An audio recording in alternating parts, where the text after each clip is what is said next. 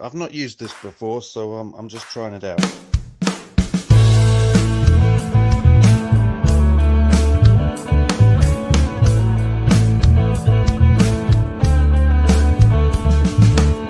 Hey man, it's been too long since we sat down and that just feels wrong.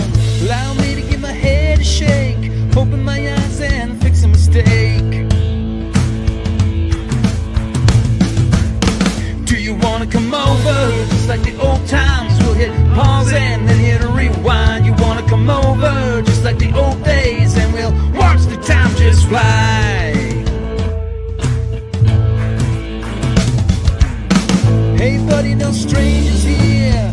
These times I hold them dear. My door's open, so come on in. This was great, let's do it again.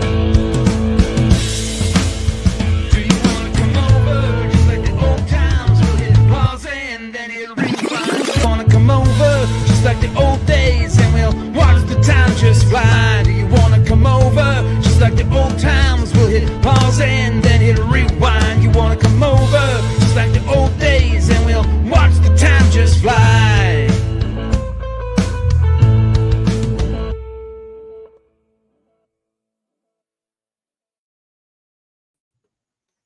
Hey, ho, ho,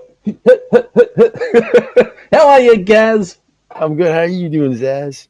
Good, but it feels like it's been too long since we hung out, so I thought we should do it again. And what more could we do in modern O-ring collecting times to talk about Super7, which is pretty super, if you ask me.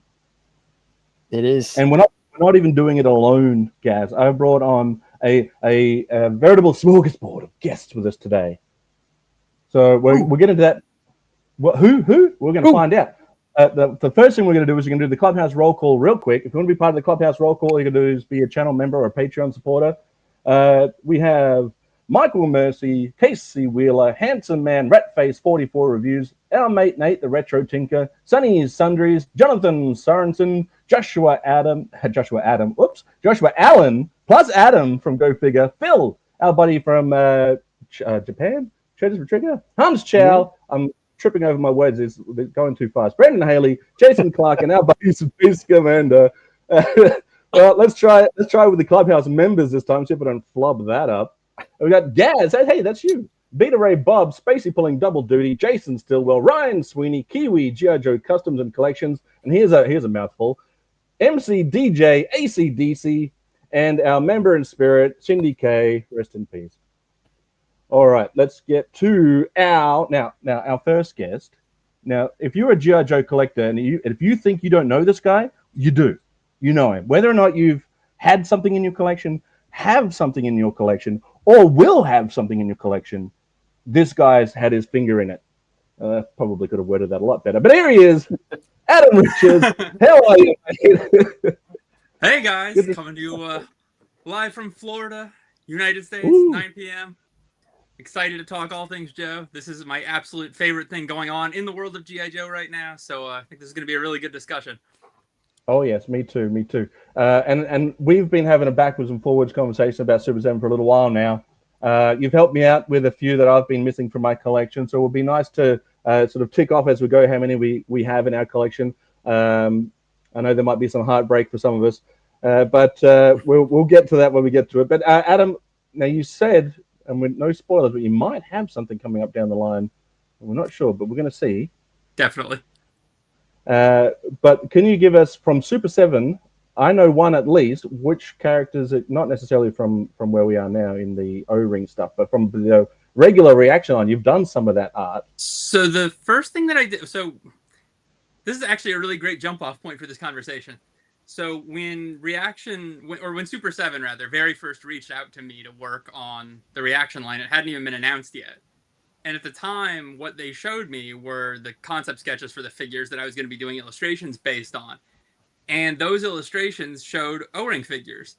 And so as you can imagine, I lost my mind because this is before the HasLab. This is before any of that stuff, right? So I'm like, oh my God, O-ring's back. And then they told me, well, actually it's not. Some things have changed along the way. These are going to be 5-point articulation figures. So anyway, long story short, the first thing I did for them was the box set with the Blind Woodsman and Snake Eyes that came with the wolves and the little cattle prattle electric gun thing. And then we had some other stuff that was in the pipeline that didn't happen. And then they reached out to me later and said, "Oh, good news. O-Ring is back on the table, and we are going to be launching a crowdfund campaign for the Cobra Mothership. And we want you to be the guy to illustrate the packaging art for the first figures that are going to come with that." So then I painted these. Yes.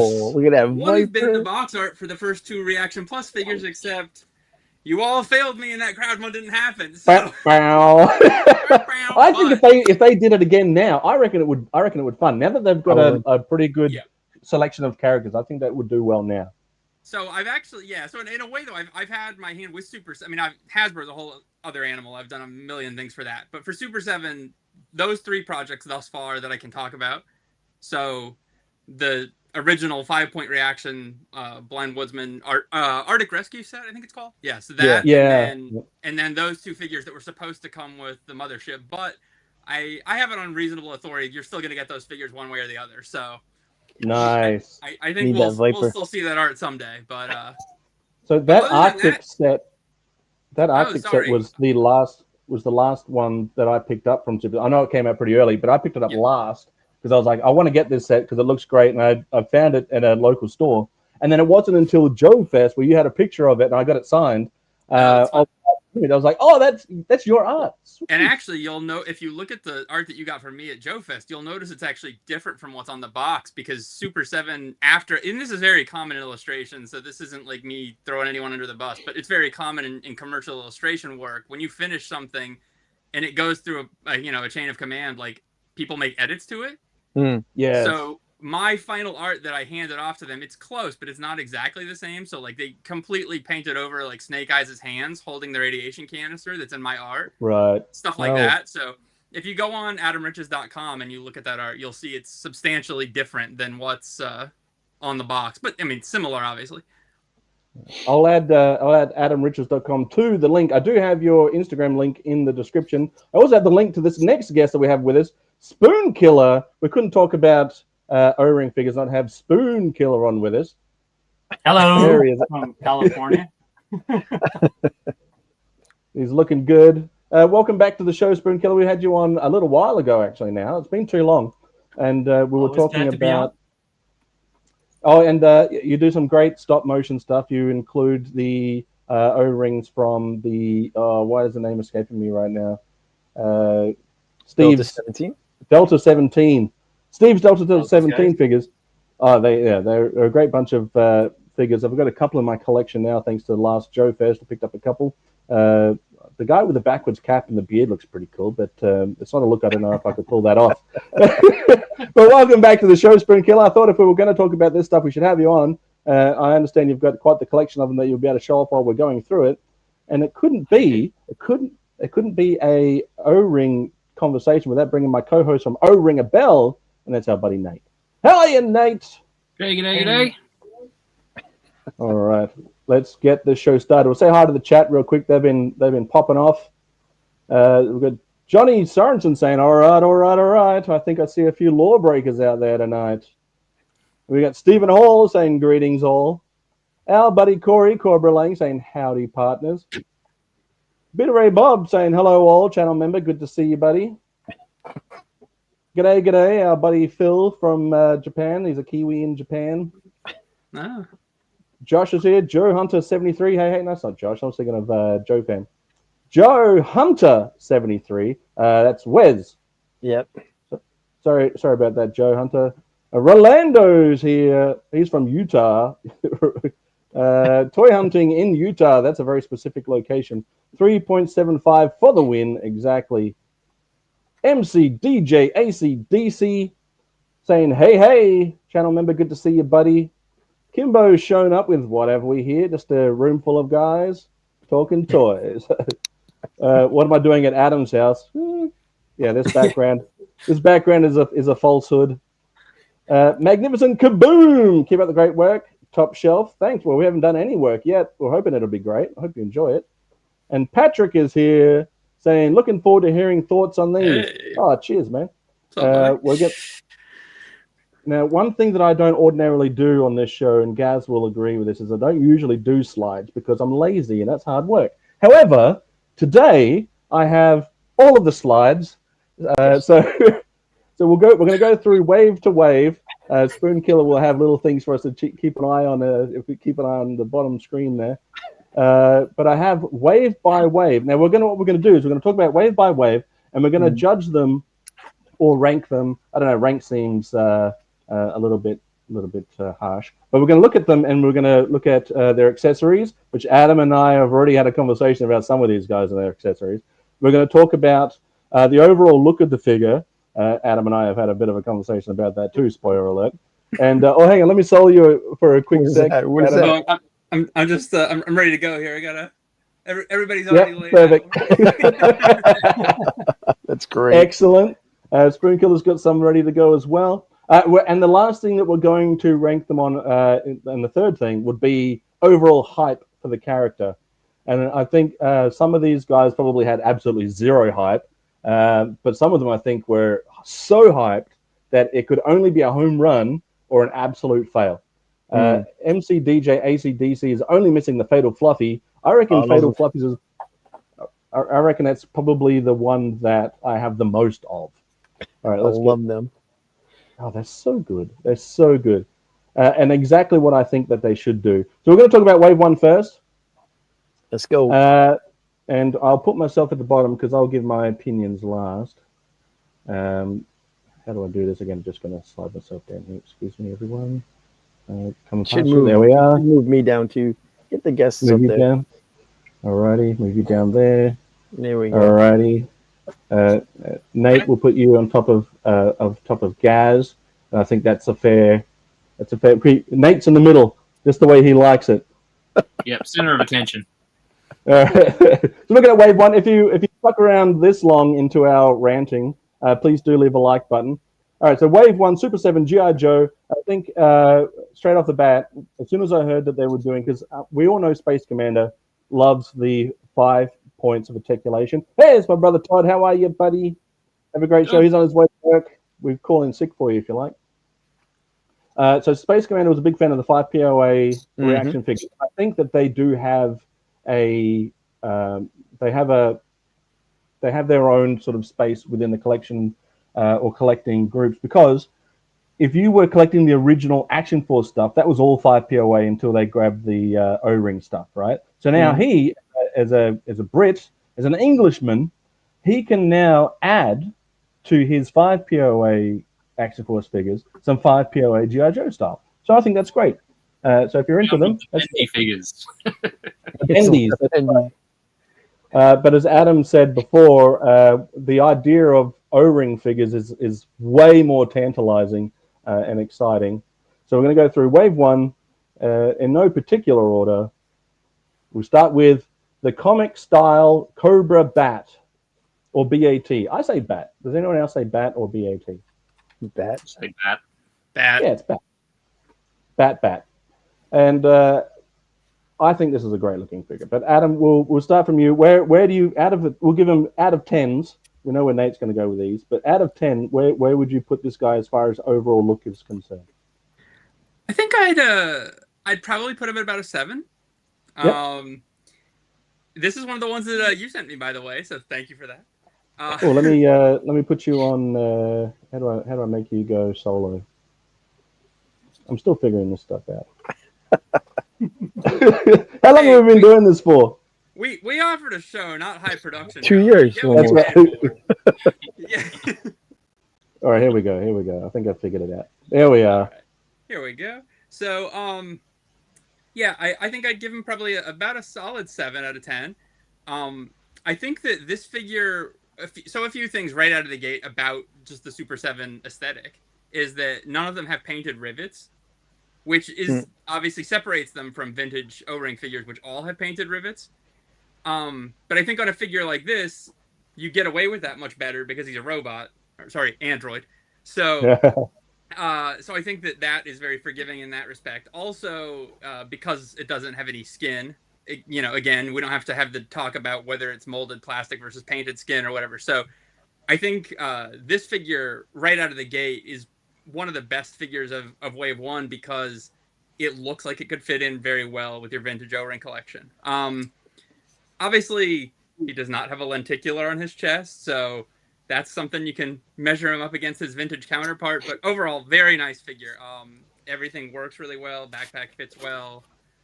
Just aesthetically a really nice, and also something, a color scheme that we're very familiar with if you read the Marvel comics and haven't previously had in figure form. So that's definitely points for that. But yeah, all around really good figure. Solid 7. Alrighty. I think that you make a good point about the rivets. In all honesty, I didn't even notice the rivets being unpainted until it was, I think, asked at Joe Fest. And then it was brought up about it. And I was like, oh, okay, yeah, okay. Well, I was so excited about having these figures, I didn't even notice the rivets being unpainted.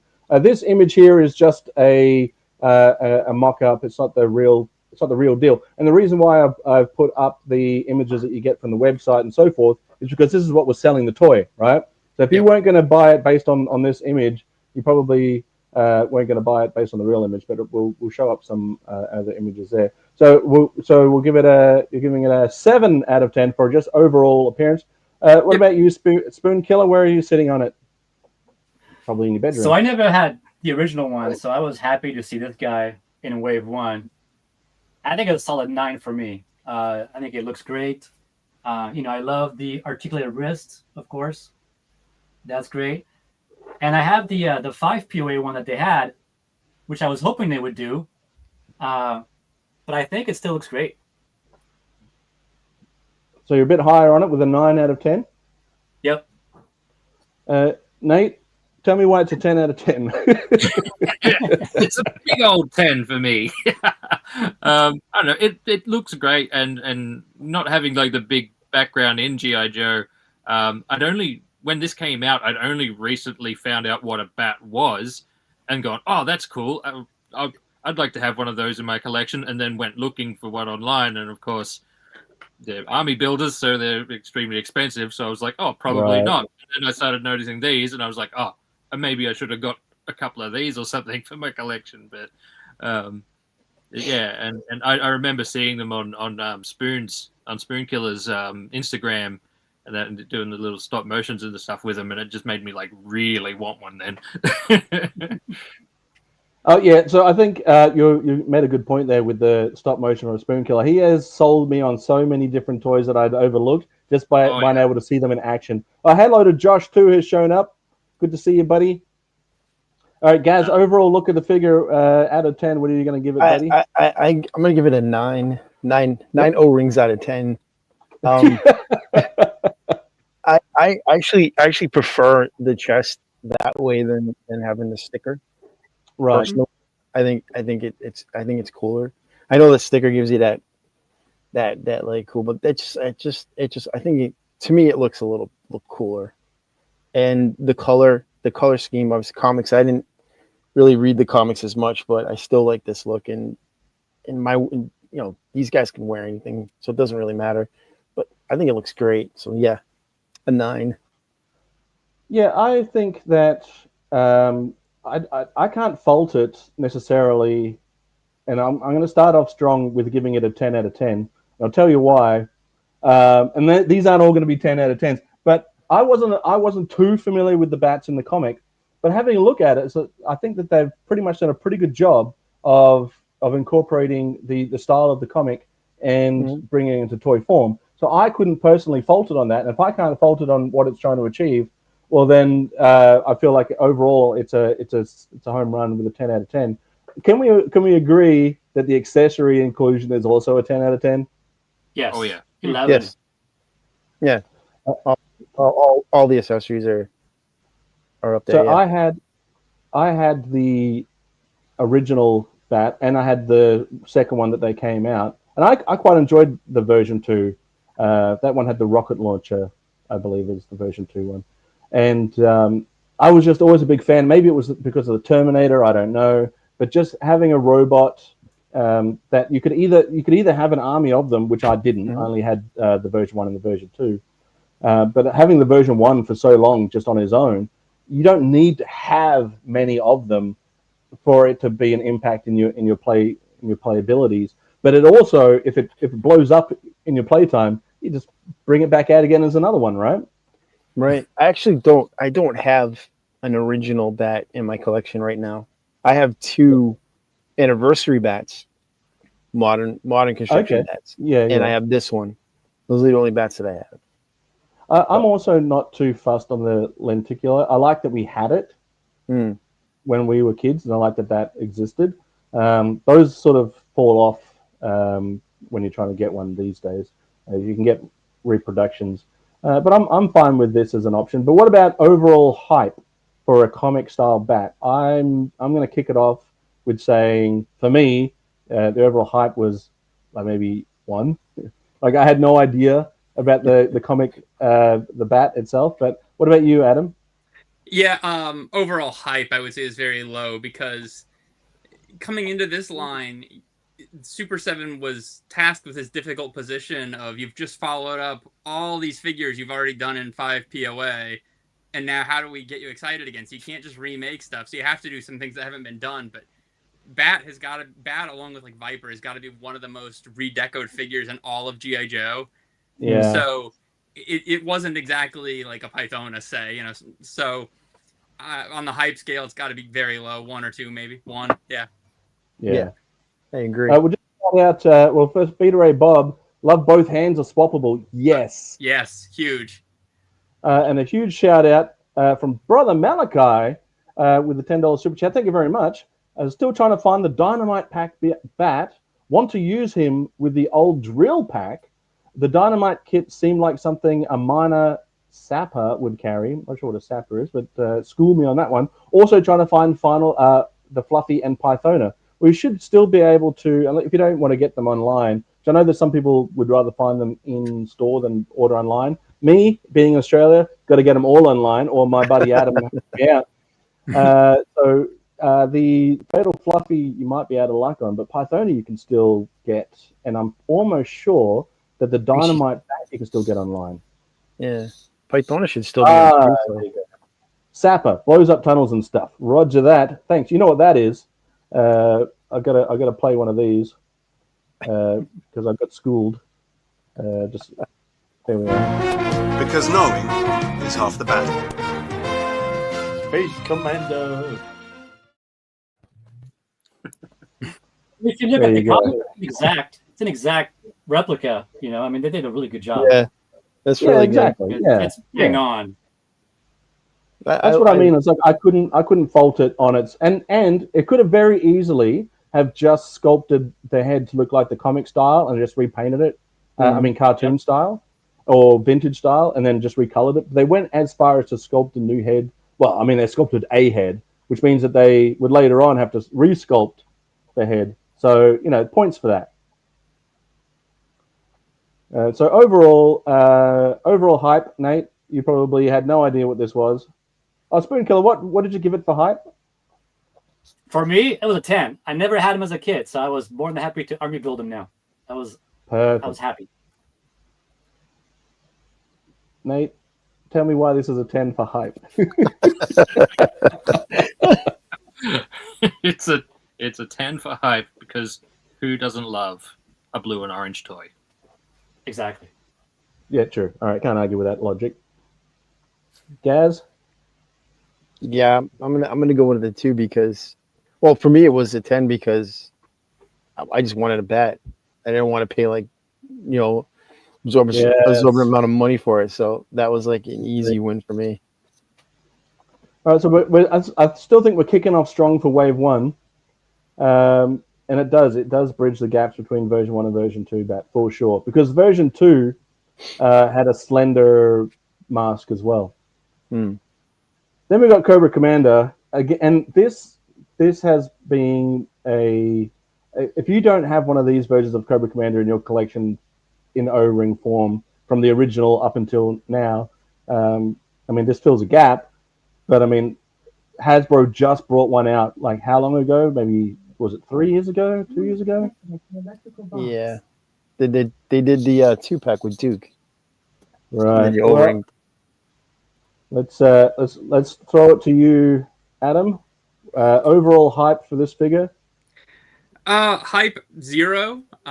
There's so many Cobra Commanders that look just like this. Even like you said, the HasLab had one, the 2-pack had one. So, and that's just within like the last couple of years. So, yeah, very low on the hype, but better feelings about the figure itself. All right, so let's go straight into what you give it out of 10 for overall figure. Okay, so overall figure, couple of things. I appreciate that this is a very slender figure. And I guess that's something I should touch on real quick about the whole line in general thus far. I feel like the sculpts, obviously I love these figures, so I'm always very like cautious when I make critical comments. I'm like, I don't want to sound like I'm being negative. Like, I feel like some of the figures could have a little more heft and like definition in their sculpt, more curvature. Sure. And a lot of them feel very like thin and straight up and down. And that's something that, obviously as the line grows out, they're still figuring things out. But Cobra Commander in the cartoon specifically is always presented as very slender. So I actually think it works brilliantly for this figure. I also love that he does not have the molded piece in his back to hold the accessory. So that does give him something unique. One thing I really do not like about this figure, though, is that I feel like the way the bottom of his torso was sculpted, it doesn't sit well in his waist piece. So he has a tendency to pop out of place very easily and like that. And even no matter how many times you correct him, he will keep doing that. And I found that something that helped was putting a thinner O-ring in place. He has a very thick O-ring from the factory. So it's a little tip if you find your Cobra Commander keeps doing this to you. Anyway, though, overall, that said, I do really like this figure. I think I would probably give it a solid 8. If you don't already have a version 1 Cobra Commander, this is an excellent placeholder or just standalone figure. I mean, I have every Cobra Commander ever made, so it's not exactly an interesting figure, but it's a very well-executed figure. Have you got the accessory on hand? I do. Might as well rank it on its accessory inclusion. Sorry, I just dropped it. So he comes with 2 accessories. One of them is a very standard, like, I don't know how well you can see this. Sorry. There you go. There you go. So Perfect. one of them is pretty much a clone of his version 1 gun, but with slightly softer sculpt detail. And the other one is new to this figure and kind of almost resembles like a vintage Star Wars blaster. Texturally, I don't love them. They don't feel like G.I. Joe accessories. They're just a little soft. I don't think there's enough detail in the sculpt on them. I shouldn't say that. There's detail, but it doesn't come through in production. I think they lost some of that in the molding process. But they're nice. And also, I appreciate that they weren't molded in solid black, because when you're dealing with a character like this that's already had, 30 versions of basically the same figure over the last 40 years, any little thing like that to help differentiate it from the other versions is nice. So the fact his accessories are molded in navy blue is a nice touch. Yeah. So the backpack doesn't incorporate at all an ability to stick the gun on there, does it? Nothing there. Yep. Yeah. I prefer that. Like you said, I prefer that too. Yeah. Don't forget to hit that like button. Also, Stephen's saying, are they going to make a figure of Cobra Commander's son? That'll be an interesting. What is that? Billy, right? Billy. The top one is actually based on a sculpt sheet from the removable gun on Cobra Trooper 1982 when it was removable. There you go. Look at that. The top one that Adam showed, bottom one in the Super 7 photo. There you go. Thanks for letting me know. Knowing is half the battle. I've already played that. Spoonkiller. Let's just go all 3 for 3. Let's go talk about the hype, the accessories, and the overall look of the figure out of 10 for yourself, Spoonkiller. Yeah, so the hype, I mean, same thing, right? It's another Cobra Commander. So it's nice to get a new figure, so I'm happy for that, but I have to give it a 5 for hype. And then figure, it's an 8 for me. It's it's solid, but it could be a 7 too, 7 or 8. He does kind of pose weird though. Adam was right about that.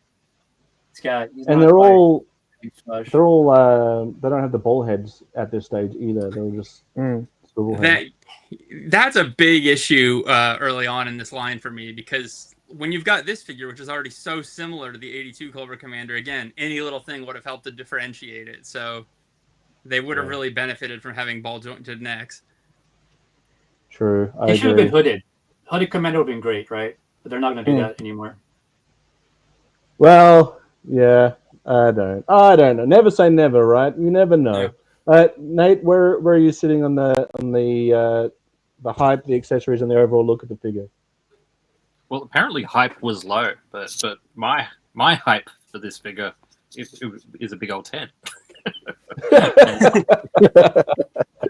I'm sensing a theme. I love it. I love it. For anyone unfamiliar with my rating system, it goes from a scale from 10 to big old 10. Very Super7's favorite kind of customer. Yeah. No, I really quite like this figure. It looks like he's just stepped right out of the cartoon. Yes, exactly. Yeah, so that's why I really dig it. And again, I had seen it a little bit, and once I saw it on Spoonkiller's channel on his Instagram, I was completely sold. Is hooded Cobra Commander?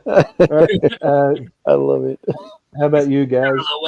I'm gonna say my hype for this was probably at a 2, because again, it's just Cobra Commander Blue, and they had just come out with the Hasbro, the 2-pack, and I had gotten that. When I saw this in the store, because I actually found this in the store, my hype level went to 10 because I wanted it. Because I'm looking at it and I'm like, it's the cartoon version. Exactly. I mean, like the Hasbro release with Duke was similar to I think he has a white stripe on his helmet as well. Yep. But this just looks like it just jumped out of the cartoon. It's like, yeah. And I think the gun is that weapon is the one they used in the cartoon numerous times, because it's like a generic laser gun. Right. So I'm like, yeah, this is cool. I like it. The Hidden has revealed themselves. Welcome to the show. Does Cobra Commander truly resemble what people think about when pondering terrorists in reality? When I think about terrorist organizations, I often do think Cobra. So yes. So he gets a. I'm going to Nate's scale. He gets a 10 out of 10 O-rings for me. Nice. So he's actually gone up a level now that Adam has mentioned the more slender look. He's gone up to an overall 8 for me. Hype was 1 because I was like, okay, like I understand why they got to pull out Cobra Commanders. You got to have a Cobra Commander, and if this is your first jump back into O-ring collecting, you got to have a Cobra Commander. Right. But for me, it was a bit of a 1 for hype, but I'm glad I have it and I got it. The accessories, I like the ability to have like 2 guns. Like there are instances that we're going to see where there isn't even a gun, so it's nice to get 2. Have they redone?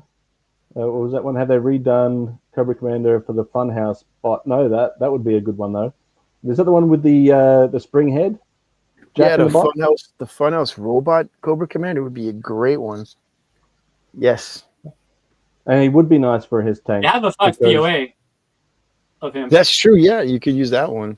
Oh, kind of walk like that anyway. That's right.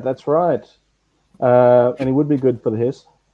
The new accessories Super7 is making are a ton better than the newly designed ones Hasbro have put out with the recent O-ring figures.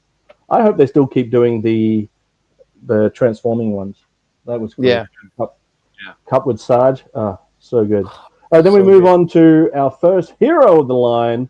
We've got comic style Snake Eyes. Adam, take it away. Give us your overall, give us your accessory, and give us your hype. This is by far the stinker of Wave 1, in my opinion. Right. Hype 0 with Snake Eyes. There's so many Snake Eyes. Accessories, again, 0. I mean, they look very doughy, for lack of a better word. Like, I feel like they're not size proportionate. If you look at his backpack, it looks very soft, the sculpt. Yeah. just not enough detail. You know, the sword, everything's painted the same color. Like, I feel like it would have been nice if it had a silver tip or something, maybe. Just anything to differentiate. I don't know. Again, the sculpt is very so accessories 1, hype 1, or 0, whatever. The lowest rating I can give them. And overall figure, I mean, again, look how unbelievably pencil straight he is. He looks like he doesn't even have hips. Yeah. So, you know, I think part of the problem is Snake Eyes is a very cool character. We all love Snake Eyes. There's not a G.I. Joe fan that doesn't love Snake Eyes. But on that same token, there have been so many Snake Eyes figures that have raised the bar that are so good that I feel like it has to really be something special to hang with all the great Snake Eyes figures that have already been made over the years. And this just felt very average to me. I do appreciate the overall deco. I think the color scheme is pretty neat. You know, I like the blue accents and the, I guess what's like gray body, but it looks very basic. Like I feel like this was almost felt like a first attempt, and I could tell that there was a lot of room to grow, and thankfully they have very quickly. Yes. Yep. Agreed. But, yeah. So overall figure though, 4. That's fair. Spoonkiller. It's Snake Eyes. I give him a 7. I mean, I'm glad to get him. And there's the Funhouse Coco 5 POA that they made, which would be really cool. Oh yeah, no, yeah, that still works. They gave him elbows. Did the elbows move? No, it's it's just that sculpted that way. Yes, okay. That's great. That's the wrong Snake Eyes, but it does show how much they did. Well, he's Right. Zizzle. He's right behind Duke over there. You see him? Yeah. Did I get the wrong one? Right there. Yeah. Yeah. That one. Yeah, that one. But out of the two of them, though, Yeah. That was great. Yeah. See, that little look ahead is why I didn't feel bad roasting this one. yeah, exactly. They're both 7s.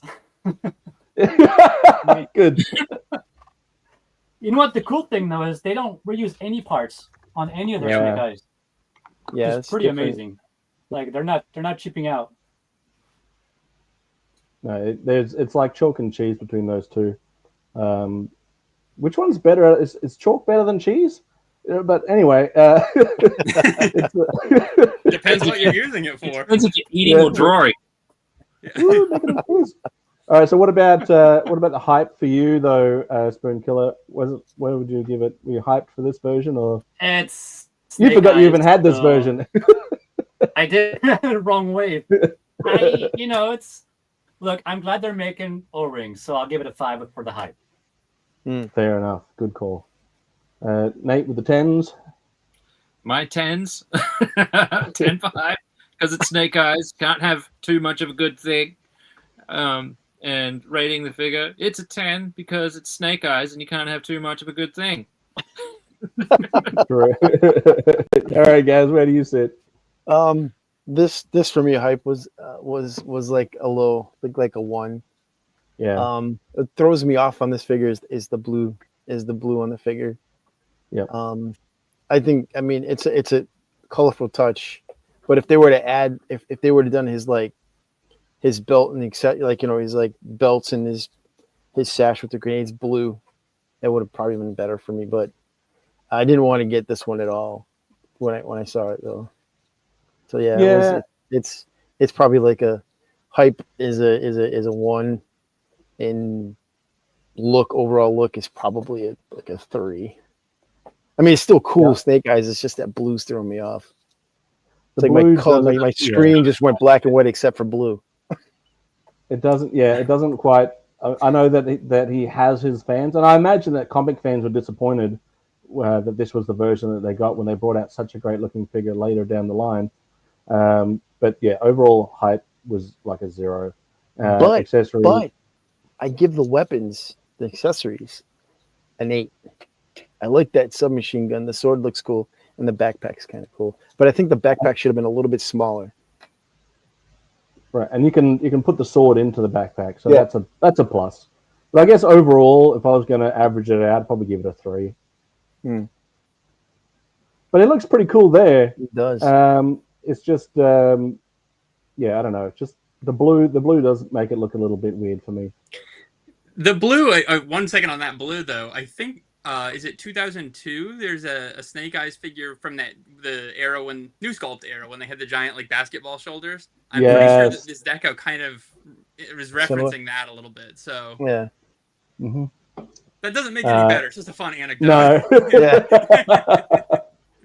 Now, this next figure, I think, is exactly what this Super 7 O-Ring line is all about. Giving us versions, and even though the Bat and technically Snake Eyes maybe are part of that group too, but I think CoverGirl is a representation of what this line could do, and that is bring us versions of characters that we don't have, and on top of that, give us versions of characters we actually want. So I'll just kick it off real quick with CoverGirl because it's not going to take me very long to say, but I think CoverGirl height was a 10. The overall execution, I'll give it a 7, and its weapon, I would give it. I can't fault it because that's the cartoon look, and so therefore she has the cartoon gun. So I'm going to give it a 10 for the accessory, and then take it away, Adam. Yeah, so I think I can be pretty quick on this one too. I'm right there with you. Hype, absolute 10. This is a figure that I think we were long overdue to have in this outfit, and that was certainly the most exciting figure for me from Wave 1. Same opinion about the accessory as you. You know, not exciting, but perfect. Can't fault it. It's the Sunbow Laser Blaster, which is standard issue for all the Joes, so you got to have it. Good piece. And obviously, if she wasn't going to come with the Wolverine, then what were you really going to give her? Maybe a wrench? Like, there isn't a lot other than this you could give her in the accessories department. So I think that's perfect. The one area that this figure really loses me, unfortunately, is the head sculpt. The head sculpt is, I don't know how well that's showing through, but it's just way too soft and undetailed for a figure like this. It just... And I think this... Oh, so this is a good point to bring this up in the discussion. At the time these came out, I think I had not fully reconciled yet between, is this its own thing, or is this a continuation of Hasbro O-Ring? Because if it's a continuation of Hasbro O-Ring, then you kind of want it to have some of the hallmarks that those figures have. And one of the hallmarks of those figures is that none of them have painted skin. They all have molded flesh. So... This entire figure, and actually all of Wave 1 for that matter, but all of Wave 1 are wearing masks except for this figure. But all the Wave 1 figures, head to toe, are molded in the same color plastic. So this whole figure is olive green, just painted. So I think that's okay. Yeah, just like, so like Snake Eyes is all gray, Cobra Commander's all blue, etc. So I think that's the one area where this really lost me, was that I just feel like the face sculpt and specific, or maybe not even the sculpt, the paint, just really does not live up to the rest of this figure. Like, with a vintage head, this figure is like a 20 out of 10, but the head really ruined it for me. So, with a name like CoverGirl, you want to get the head right? Well, and I mean, like, that's literally CoverGirl's whole thing. Her name is CoverGirl because she's supposed to be so attractive, So, it's a great figure. It's a solid like 8 for me, but. That's the one area where I feel like there was improvement that was available that didn't happen. Yeah. I think she's better looking than her original one. We have certainly. Rezakai, let me know if I've said that right, has entered the chat. Thanks for joining us. Should have given her the Cobra crystal container from the Mass Device episode. That is neat. That's a great idea. And Kiwi Campbell's here. Prefer the original. That's all right. That's good. Means everyone gets a CoverGirl. And G.I. Joe The Lost Chronicles, how are you, buddy? Hi, all from Arizona. Great show. Learning a lot about these figures. Well, knowing it is half the battle. I've said it correctly. Well, with a name like mine, you sort of get used to some weird names. And not even trying to match the vintage style. I think the scale always looks better when molded flesh color instead of painted. Absolutely. Don't that either. Spoonkiller, over to you, my friend. So Hype to me was a 10 because I don't have her for my Wolverine, so I was happy to get her for that. But like Adam says, the face is just weird. There's something completely wrong with it. It's almost like she's dead inside. She's got, I don't know, there's nothing there. You know what I mean? Like, he's screwed up. Like, compared to like these guys, which look great. She just looks dead. Yeah. I see what you mean. I should have gave her You know green what I mean? eyes. She's supposed to have green eyes, isn't she? It's like brown. Uh-oh. So figure wise, she's I guess a 5. Yeah, fair. I think that her slender. Yeah, perfect. Let's just lock it in there for a. Oh, we were a family show. Yeah, we used to be family friendly. Nate, take it away. That's how they kiss in Europe. Don't I- worry. Hype for me is a 10 because, frankly, I could use a few more girls in the collection. I've got about 50 odd O-ring figures now, and there's only 2 girls, so it's a bit of a sausage fest. So yeah, as for the look of the figure, I can't really fault it. I mean, I couldn't sculpt a better face, so it's yeah, big old 10. All right, guys. Me, the hype the hype for me was a 10. Yeah. The hype out there was a 10 because of the version of Color Girl we're getting. It's like the first version of her, the first series of G.I. Joe, like the cartoon shows. This is like right out of Sunbow. Yeah, the face is a little wonky. It looks kind of weird, but overall, still, I still think she looks better than the original. Yeah. And I'll give her a 9. I give her a 9. 9. That's a good score. All right, and then finally, we have for Wave 1. This is lumped in with Wave 1. I can't remember exactly how these ones were advertised. Was this an online exclusive? Big Bad Toy Store exclusive. Yeah. There you go. Big Bad Toy Store exclusive. Still part of Wave 1, if I recall correctly. And if I'll throw it away to you, Adam, because otherwise I'm going to get carried away. But you go ahead. Yeah. So okay. So there they are. Hype on these guys, 10 for sure. I mean, Extensive Enterprises, Zaymont and Tomax in the suits is such a hallmark of the Sunbow animated series. If you were a fan of the show, you couldn't not have wanted these figures your whole life. They look great. The head sculpts are very well matched to the animation. They did attempt making, Hasbro, I should say, attempted making suited Zaymont and Tomax figures using Headman's torso at one point. But these are better. I mean, there's just no question. And the fact that, like, even the torso is an individual mold for each figure. Like, they didn't just paint the flower lapel on. That's actually sculpted unique for each figure. So, just beautiful execution. The packaging is excellent too. Like that, you know, like in fact, I read an interview with Brian Flynn where he said that they had to buy a vintage sealed Zaymont and Tomax and open it just so that they could reverse engineer how to make the flaps perfect. So like, got to give them props for that. The artwork is beautiful. I know we're not ranking that, but have to shout it out because these are just so well done. Anyway, accessories. Accessories I think is a 10 as well. I love the little, I don't want to pry it open, but the little briefcase with their proper suit in there, and then also their pistols. But here's the one thing where they're going to score kind of low for me.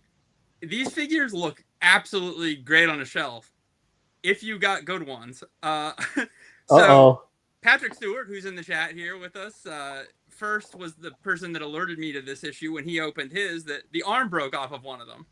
And then another friend of mine, Justin Bell, told me he got his, and he opened them, and an arm broke off of one of them.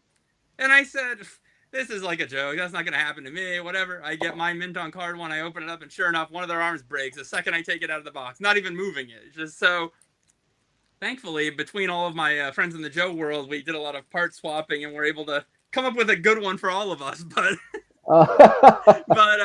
but yeah, these figures have extremely fragile arms. The peg that inserts into the shoulder, I don't know if it's just a bad plastic mix or if the peg is too thin or what, but if you get these figures, be so mindful of that. And once you have them, basically don't even look at their arms wrong because they might fall off. But if you just love the way the figures look, they're a 10 out of 10 in my opinion, barring that little issue. I haven't opened mine yet, so it'd be interesting to see if I've got one without an arm. Maybe I should try and pick up a backup. Yeah, maybe. Spoonkiller, you've got yours ready to rumble.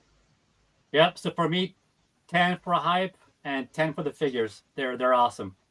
I love any O-ring in like streetwear, just regular wear, because it's great for stop motion. Lots of possibilities. Yes. I wish I got more of these. I could do a Cobra Commander in a suit and Destro in a suit and everybody else in a suit. And I guess I've been lucky because I've been playing with mine and the arms have been staying on, but I guess I'll stop doing that. But they're probably equity anyway, so they don't do any actual work, so their arm can just stay there. True. And not do anything. Put them behind the desk and leave them there. Yeah, just destroy lives. Yeah, here if you wanna put me full screen for a second, you can. Anyone see? Yeah. All of those are supposed to have a tag on the end of them that inserts in the figure. So yeah, there's that sucks. Yeah. Sorry. Ooh. All right, Nate. Did you contact Super7 about that? Did they do anything? I did not personally because I didn't get these when they released. I got them on the secondary market. But I know other people that did, and Super7 did issue them replacements. Okay. Well, they can. Well, they can, yeah. Yeah. Well, for me, it's a 10 for hype. These guys are such a big part of the cartoon, and you see them so often in these particular suits. Yeah, so that's a 10 for hype, and for the figures themselves, it's a 10. Other than the breakage issues. Yeah. But, yeah, they look fantastic. If I had them in my collection, though, I wouldn't call them the Crimson Twins. They would be Pete and Repeat, and I would swap the heads on them. So diehard fans would be like, "Hold on, that's the wrong head." Anarchy. What about you guys? Well, you know what? I'm gonna give them 10 each. So 20. Oh no, 20. Oh. Sorry about the breakage. Mine are great. It took me a long time to take them out of that package. I did not want to take them out. I wanted to keep them in there, but I wanted to play with them, so I took them out. Yeah, I haven't opened mine yet either. I think the accessories are perfect. The suitcase with the suit is perfect, and those pistols are cool. The suits look great. My only thing would be like to have they come down lower, but I guess sculpting wise, it would look kind of weird. Other than that, it's perfect. They're perfect. Right out of Sunbow. Yeah, another great representation of what this line can achieve by giving us cartoon-inspired characters. And yeah, Adam, they did reuse the Headman mold, which didn't look bad, but it obviously wasn't this look. So that brings us to the end of Wave 1. I think we're going to have to blitz through Wave 2s and forward if we're going to get through them today. So we'll get into Wave 2 now. We'll see if we've got any improvements. This is where the real hype, I think, started to come into play. Same time, Toys pops in. I wish they had made them in reverse also. There you go. As in what, the clothes on the inside and the skin on the outside? All right, so we've got Wave 2. The first one we're looking at is Gazz's favorite. We'll start with you, Gazz, this time, and then we'll work our way up, because I know how much you love Duke. So this is the hype was 10. This figure is a 10. Accessories a 10. It's perfect. Perfect. Nailed it. Nate? That's a big old 10 for me. I like Duke. Duke was my first G.I. Joe figure. So, yeah. There's a 10 all around. He looks pretty well like he does in the cartoon. Yeah, so that's this is from a very specific episode of the cartoon. We'll cut to Spoonkiller, who's got a little bit of a comparison. This Duke on the left, what a face. That's the drunk uncle. Drunk Uncle Duke. We released one that Hasbro put out. I thought it was just mine, but Oh, it's terrible. It is the drunk uncle. Did I ever Oh, tell you about no. the time your dad and I went down and we were shooting pigeons in the public square? You put a watch on it? And this music is all business, man. Like he's Yeah. not messing around. Great figure. Quit It looks- screwing around. So I give him an 8. Hype at Duke 6. And then cut to Adam. So hype for this figure is very low just because it's Duke, you know, similar situation with like Snake Eyes. You've got a million of them. But execution is perfect. This is, I mean, that is Sunbow. Like he jumped off the screen. That you couldn't ask for a better face sculpt. Accessory wise, not a whole lot more you could have done with them. I mean, the mind control headpiece is very episode specific, which obviously ties into another figure in this wave. So I understand why they did it, but I almost feel like At that least accessory it's not sculpted on. Yeah. Oh, yeah. That would Yeah. have been a killer. This accessory I think could have gone with Ramar, but regardless, and then you could put it on whatever figure he's mind controlling, but that's fine. Accessory. This is the same, you know, standard issue Sunbow GI Joe rifle that came with CoverGirl in Wave 1. You know, it's not sexy, but they all should have it. They're part of the team. It would be cool if he had come with a backpack or binoculars, but you know, whatever, it's fine. So accessories, you know, 2. I don't know. Hype was low, but the actual figure is perfect execution. The figure's a 10 in my opinion. Yeah, it definitely executes this color better than the other one that looks like he lives in a van down by the river. Thanks, Dusty Toys. And I like Wave 2. Duke, at least, seems to have found wrinkles in the clothes. Yeah, there's a lot less smooth. I agree. So, yeah, look, Hype was absolutely just a 1 for me.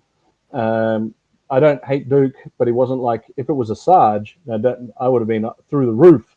But I think that they executed it. I think they executed it well. So I can't, out of its, I give it a 10 for execution, and accessories a 10 too. But you're right about Ramar. I think that he definitely, because he lacks an accessory, and we'll kick it off with you again, Adam. You make a great point about that accessory maybe elevating this figure a little by giving him at least something and being able to give that accessory to anyone. Yeah, so I guess this is a little bit of a callback to Duke then in this case too. While we're talking about him, Duke now is our second human character we've discussed that had painted flesh. It worked much better on him than it did on CoverGirl, and so I think that the line is finding its footing now as far as what is animated look and the standard look of these figures, whatever. That said, Ramar is not painted. He is fully molded in flesh color, and I believe no, there's one other figure that has been, but yeah, so that's still a rarity at the moment in this line. But this figure rules. I had no expectations, no hype for me. I don't really care about a one episode throwaway character that's not really a Joe or a Cobra. But it's just so well done. And if you're a fan of some of the other iterations of G.I. Joe, like Sergeant Savage, the scale is really perfect with that. So this is kind of an interesting, I guess the first figure we can talk about that has this is that vintage O-ring G.I. Joe really does not deviate much from the height. Like there are a few figures that are a little taller, like Destro version 1, but this figure is substantially taller than the other figures in the line. So you can see him there with Duke. He towers over him. And I think that is, at first I wasn't completely sold on the idea of doing that, but once you have them in hand and you can kind of see how much variety that adds to your display and just how cool they look together, I think that's a game changer. I love that Super7 has incorporated a little bit of height differential into their figures. So yeah, this figure is awesome. The sculpt detail is great. The deco is great. Obviously, we can't score him on accessories because he doesn't have any. Yep. And you know, my initial hype for it was very low, but once I got this figure in hand, easiest 10 out of 10 thus far in my review here. Just love this figure. So well done. Spoonkiller, I can see you've got quite the display happening with Raymar there. Look at that! Look at that grin. He looks so happy to be there. Yeah, he's awesome. He's definitely a 10. Hype wise, probably a 10 too, to be honest with you. I think Super7 here just said, hey, you know what? We're here. We're doing G.I. Joe. We know our stuff. Like, buckle up. I'm buckled. Nate? I think you know the answer. Yeah. And I can't fault it. And as I do, I like that he's scaled up. I like that he's taller. Yeah, and I'm pretty sure these came out just after I had found out. I actually watched these episodes, so I was pretty pumped to see it getting made and stuff. So yeah, big old 10. I think my hype was probably at like a 3, right? But when I got it in hand, I was like, "This is great. This is a great figure. The height was unbelievable." So I'm like, "That's a 10. It's a solid 10 figure."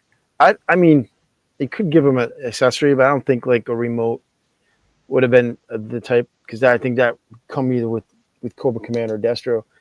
Maybe a weapon, like a spear or like a battle axe or something like that, because he was in the arena of sport fighting dudes. True. So that'd be the only thing that I would give him an accessory. But I mean, technically, you really don't need one. I mean, you can grab one in here and there, do it anyways. But the figure is great. The height, unbelievable. This is an accurate statement as well. Tall movie Nemesis Enforcer. Agreed. Yes. Agreed. Absolutely. So hype for this. Now, those of you that know that I like to make my toys wrestle. And when this guy was announced as coming out, I was like, I got to have this guy. I knew him from the cartoon. I was hoping that he would be taller, because I was like, how are they going to execute this and make it look like it's an intimidating giant? And those that always complain about G.I. Joe the movie, saying that, oh, I like my G.I. Joe realistic. Duke was going up against a giant, a literal giant. All right, there was some wacky stuff in G.I. Joe before the movie came along. And so I was really hyped for Raymar. I'd give him a 10 for hype, a 10 out of execution. Can't give him anything for the accessory, but I agree with Adam. Giving him the headband, we've at least given him something. And a remote. I mean, they're not going to give anyone a remote now. Now that we're this far into the wave, we're probably never going to see that remote as an accessory. So maybe having that remote to give to future Cobra Commanders or Destros would have been handy. But yeah, I love this toy. And then we've got the which version of it? Is this the cartoon version of Spoonkiller? This is the Sunbow cartoon. Yeah. Sunbow. Excellent. All right, Adam, take us away with your Sunbow. Okay, so I should say right out of the gate, the original version 1 Serpentor is one of my favorite G.I. Joe figures in the whole line, and it's just a beautiful figure. I've loved it since childhood, the sparkling cape and stuff. He just looks very cool and like different from the other figures, expensive. So when I first saw this figure, I can't say my hype was particularly high, because it's like when you've seen something that has been gold and it's in the 80s, and then you're seeing something in 2025 and it's yellow, you're like, it's, but in hand, this figure just knocked my socks off. I think it's so great. The cape does leave something to be desired, I'll say that. I don't like the material is very chintzy. The cut is also not even. Like if you lay it flat, you'll see it's kind of jagged. But my hype for this figure initially was mid-range, maybe 5, just because I'm always going to be somewhat excited for a new Serpentor. Accessories, not much to say here. He literally only comes with this little dagger, which the original figure had that, plus a snake. So that's, unless you count his hood and cape as accessories, I guess. But the overall figure is excellent. I think this is probably the best face sculpt a Serpentor figure has ever had at this scale. And he really, he does match the animation. So that's if that was the goal, then they very much succeeded. So this figure is an easy 10 for me. I also absolutely adore the way that, if you can see it, how they handled the snakes coming off his shoulders. Yes. So they protrude 3-dimensionally, versus in and you can't. This is some real like toy production nerd stuff, but there's something called mold drafting. So when you make a mold, 2 parts of the mold go together and pull apart. So you can't have anything that would go against that would stop an easy pull apart. So to do this, they actually had to sculpt these as separate pieces and then glue them into the torso. So I really appreciate that extra level of effort that they would go through to make it that much more accurate.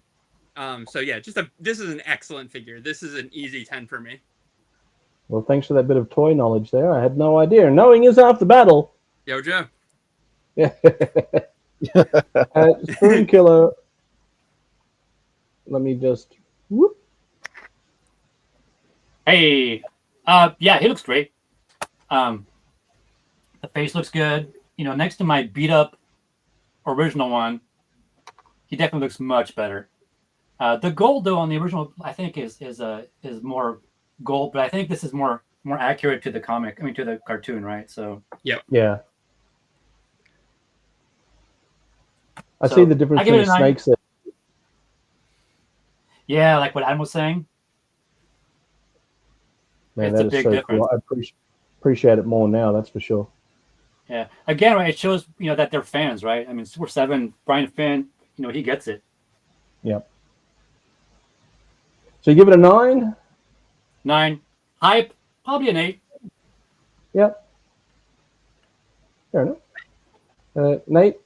Well, I give it 10s all around. I think surprise.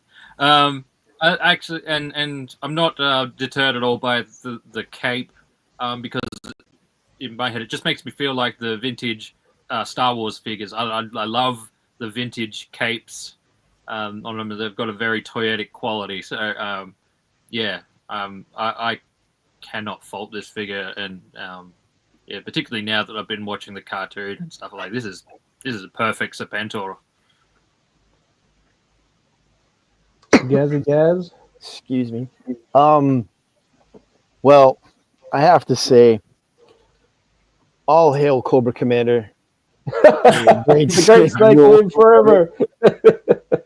That said, I had zero hype for this guy because I'm not a Serpentor guy.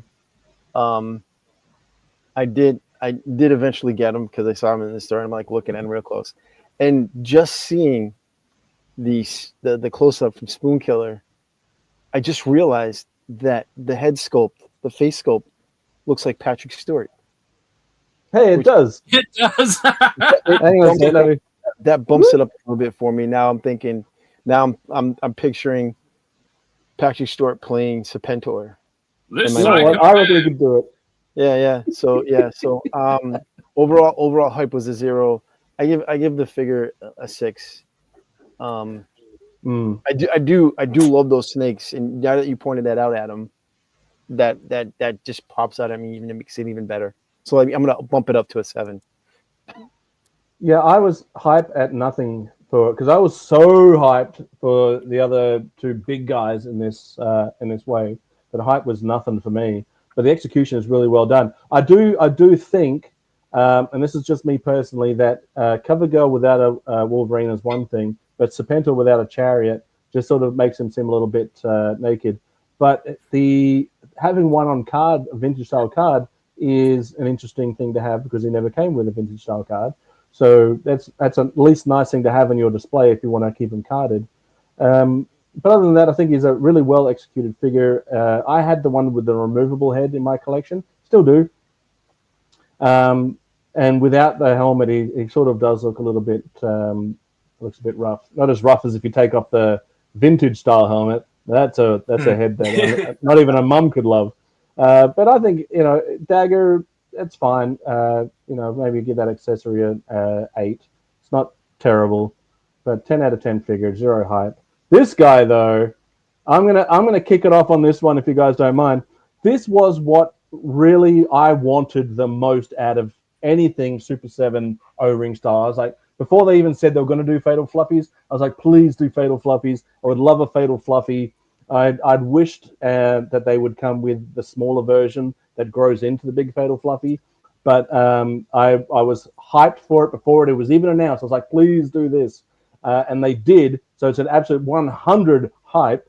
10 out of 10 execution, and I think giving you 2 options for weapons, and each of which you can have them both, or you could use one at a time. If you are army building this character, and I am, then you've got all sorts of different display options for it. I'll stop rambling and I'll give it to Adam.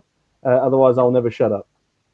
Oh yeah, well, I mean, I'm right there with you, so I can keep it fast too. 10, 10, 10. This is so great. One of those figures that I think I didn't even know I needed until I saw it, and then I was like, Fatal Fluffy, where have you been all my life? You know? Mm-hmm. Just the expressive face sculpt is so good, and like you can tell already, especially with the scale, they're making significant improvements in the articulation, and like you can strike such cool poses. I love the way the whip is kind of animated looking. Like, just to me, this figure is like the pinnacle of what can be achieved with O-Ring as a form factor. Just zero complaints. Let's go. More of this. This is perfect. A+, 10 out of 10. Agreed. I mean, look at this beauty. Woo! Like Adam said, 10 out of 10. He's great. I mean, again, I think it's Brian Flynn saying, "Hey, I'm a fan. Just like you guys. Here's what I want." Yep. And another one where they had to make him taller too, right? Otherwise, it wouldn't have been as menacing. Yeah, I mean, that can't be cheap, right? I mean, your second wave to have 2, big guy. That's bold. That's risky. Agreed. Oh, it looks so good. So Patrick saying, speaking of Patrick Stewart, Patrick saying, I still think demand is there for more Fatal Fluffies. Yes. A second one with a smaller Fluffy, maybe in a larger set, would still be a hit. And I agree. If they brought out a box set with maybe 3 and 2 little ones, or 3 little ones, or whatever, however they want to divide it, there are smarter people out there that'll figure that out. But yeah, I would be snapping these things up for sure. Just a slight change of the facial expression, and you'd have a whole new figure. I mean, easily. I'd be more than happy to buy this figure again. Yep, agreed. Me too. Yeah. I think you all know my score. Big old 10s all around. He looks like he just stepped right out of the cartoon, and yeah, I love it. Same for me, man. 10s all the way across the board. This is the hype was like, this is what I wanted. Like you always have those conversations in the chats when you're watching a live stream or something, and they talk about like GI Joes they wish they had made. Yeah, Fatal Fluffies was always one of my top 5, always. So yeah, 10, 10, 10, and even an extra 10 just because. And people, again, I don't want to go on and on and on about it, but people who hate GI Joe the movie because of its unrealisticness, we had Fatal Fluffies. All right, chill out. But that's wave 2. This picture is a bit blurry, and the reason why it's blurry is because there was so much awesomeness in one picture that they had to. It just couldn't contain it all. The Fatal Fluffy scared the camera. You sure the photographers didn't forget their glasses? Damn it, Scoop! The wave 2, I think, was a banger. Oh yeah, isn't it funny we spent the least amount of time talking about the best figure thus far? Yeah, right. But I think wave 2 was what got me excited in order for me to go retroactively pick up wave 1. I was like, oh damn! I think I'm gonna be all in on this, and I want to get them now before they get out of control. You know what? You are spot on with that. In fact, the reason that I needed that blue bat in the trade from you, and why I didn't have Xamot and Tomax, is because I was not completely sold on wave 1. Right. I found all of wave 1 at a Target one time, and I was like, in hand, saw that cover girl face. Yeah. Wave 2 came out, and I was like, never mind, all in. Yeah. Let's go. Yeah, so those the army builder ones, I was like, I'm at least going to get either between 3 or 5, and I think I did that for. I think I got 5 for the bat.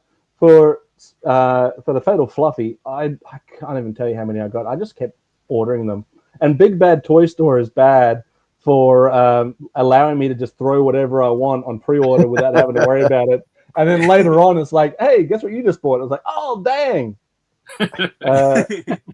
There are 5 waves, yeah. How many normal 5 POA ones? Does anyone know? I don't know. Adam, do you know how many regular 5 POA waves there were? I don't have any figures offhand, but it's quite substantial. Isn't it like 20 waves or something? It went on, it went on for a long time. You know what's great though with we're already 5 waves deep in a very new line, and they just keep popping up out of nowhere. Yeah. So here we are with wave 3, hitting it off with. And I'm going to start with you again, Gaz, because I know you and I are big Western fans. We love Wild Bill, and this was the beginning. This was the beginning of is this AI art argument because of the extra fingers and so forth and so on. I don't have an issue with any of the art. I've seen comic book panels where they have 6 fingers as well. So I don't know. Hang on, Adam's got it. We're just gonna whoop. But Gaz, what are you gonna give old Wild Bill? Well, this Wild Bill, I will give a 10 because it's Wild Bill. Yeah. Just because it's Wild Bill. You can't have enough Wild Bills. There are some the hype for it was probably a 10. I think the overall the figure itself is good. I think they could have put the 6 shooters on him, but I know it's the Sumble version. Yep. So other than that, maybe as opposed to this, maybe getting the Western look. Like remember when they went to that horse ranch on vacation? Yes. They could have done that. That'd have been cool. But no, this is a good figure. Well, I hope they still do that. Yeah. I was going to say, I hope they still do that, but I don't want to say do on camera. So I hope they still do that. But I think this is a perfect way to kick off Wild Bill in the Super 7 line because you want to have the cartoon version, which they haven't really ever done before. So we'll kick it over to Adam Riches. Yeah, this is one of those ones where it's like I think I didn't know I needed it until I saw it, and then I was like, "Where's this figure been?" It's great. Accessories, 10, I guess. I mean, what's he gonna come with? He's a pilot, and he's not gonna come with his plane. So he's got his little satchel radio box thing here, but that feels very much like a vintage Joe accessory to me, just like the thinness of it. Yep. Rifle is really nicely sculpted. It's got a separately painted handle too, so I appreciate that. The sculpt for this figure is deceptively good if you really look super closely. So like these things on his shoulders or on his fire, those are actually sculpted. That's not a tampo. So these arms are completely unique to him, and they're sculpted on both arms. And those are those little things where I'm like, Super 7 is really putting some money into this line because you could have just as easily used, reusable smooth arms from any figure, and I wouldn't have even thought anything of it. So I appreciate little details like that. And same with the pants. You see, you got little sculpted pockets and stuff. Yeah, nice. So just very, very well made figure. And the colors really pop on a shelf too. And I think in general, that's one of the aspects of this line that I really like. If you compare Hasbro's recent O-ring run from the last few years to Super 7's, the biggest difference, in my opinion, more than anything, is that these just scream on a shelf. Like the vibrant color just looks so nice, and this figure is one that is really helping with that. So, yeah, I love this figure. 10 out of 10. I think he's awesome. And for the record, because I just want to state this, I actually don't think this is AI art. I think Jason Edmondson painted this, and Brian Flynn actually talked about this at Joe Fest that they wanted to move the pistol in his hand, and I guess when they did that, they just cloned it in Photoshop, and so something got screwed up, and they forgot to erase a finger. But that makes sense. But anyway, yeah, it happens. I think this is a great figure, though. So 10 out of 10 here for Wild Bill. And is it a ball joint head now? Have we gotten into ball joint territory? No, we're still just side to side here. Okay, well, the original one was too, so I guess. Yeah. I mean, and I guess, I could go back to my same. It's a good point to talk about this real quick, too. Now that we're into wave 3, I think I've started to accept the painted skin tones because now I'm almost viewing that as its own aesthetic in the same way that, like, the NECA Ninja Turtles animated figures are painted matte, and that's what makes them look like a cartoon. Yeah. I think that seeing these fully painted is making them look like animation versus O-ring Joe, which I think is vintage O-ring Joe, which is trying to look like reality. So I appreciate this now because now it's almost looking more like these are, figures that jumped off the screen. So I think this is really working here.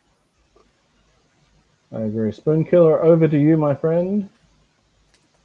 He's all right. Hype-wise, it's a 5 for me. It's Wild Bill. I can't afford a dragonfly, so I don't have, he's not flying anything for me. Figure-wise, he looks great. Looks good. Give him an 8. Maybe a removable hat would have been cool. Would have been a good flex. Yeah. But he's solid. Yeah, I think as when we're getting into these later waves, it's the hype becomes harder to measure because they were pretty much just releasing them, and you were like seeing them for the first time. So I think this might be one of the final waves where I was like, oh yeah, there's a little bit of hype still left happening with it. But Nate, what are you giving for this 10 out of 10? Oh, 100% 10 out of 10. This wave is the first wave I actually bought, or it's the only wave I've bought so far. Yeah, and I love it. I absolutely love it. He again looks like he stepped out of the cartoon. Fantastic. Yeah, I think they executed it very well. 10 out of 10 for me too. Same with accessories. I guess the hype, because I'm a big Wild Bill fan anyway, and I think if this version was the one they were going to come with, I'll give it maybe an 8 for hype. And then we're moving on to another version of Snake Eyes. I think we can agree the hype on this guy is nil, but the execution. Adam, why don't you run us down with the? Yeah. So hype 0, Snake Eyes. There's never going to be a Snake Eyes figure you're really going to see me get excited about ever again at this point. I've got over 100 Snake Eyes, but execution pretty good. Certainly better than Wave 1. Again, he does suffer from being a little bit just kind of straight and narrow. I think specifically when I was looking at the side by side of the 2 Serpentor figures a few minutes ago, I was kind of noticing that even there, that like when you saw their arms next to each other, how like the biceps and triceps were much more defined and like popped out versus the Super 7 one felt very straight, and I think that's something that obviously you're still seeing struggle with here in Wave 3, that there's not enough definition in the build. But because Snake Eyes is a ninja and he's supposed to be kind of, slender and, slinky, I think he can get away with that a little better. Accessory is not much to go by here. He literally comes with 1 sword. That's it. But it's got a painted blade, so that's kind of nice. But it's a very basic. I mean, it almost looks like it'd be a Lego sword. Like it's straight. It doesn't even have a curve to it. So yeah, it's pretty short. That's kind of limiting. But just the overall look of this figure, I think the colors are very nice. The colors are similar to, if I'm not mistaken, there was a Snake Eyes figure that came with a DVD set years ago. Do you know what I'm talking about? Oh yeah. I'm trying. Is it not a Shout Factory DVD? Maybe, I don't know. But one of the miniseries sets. It's very similar to that, just with like completely new sculpting and stuff.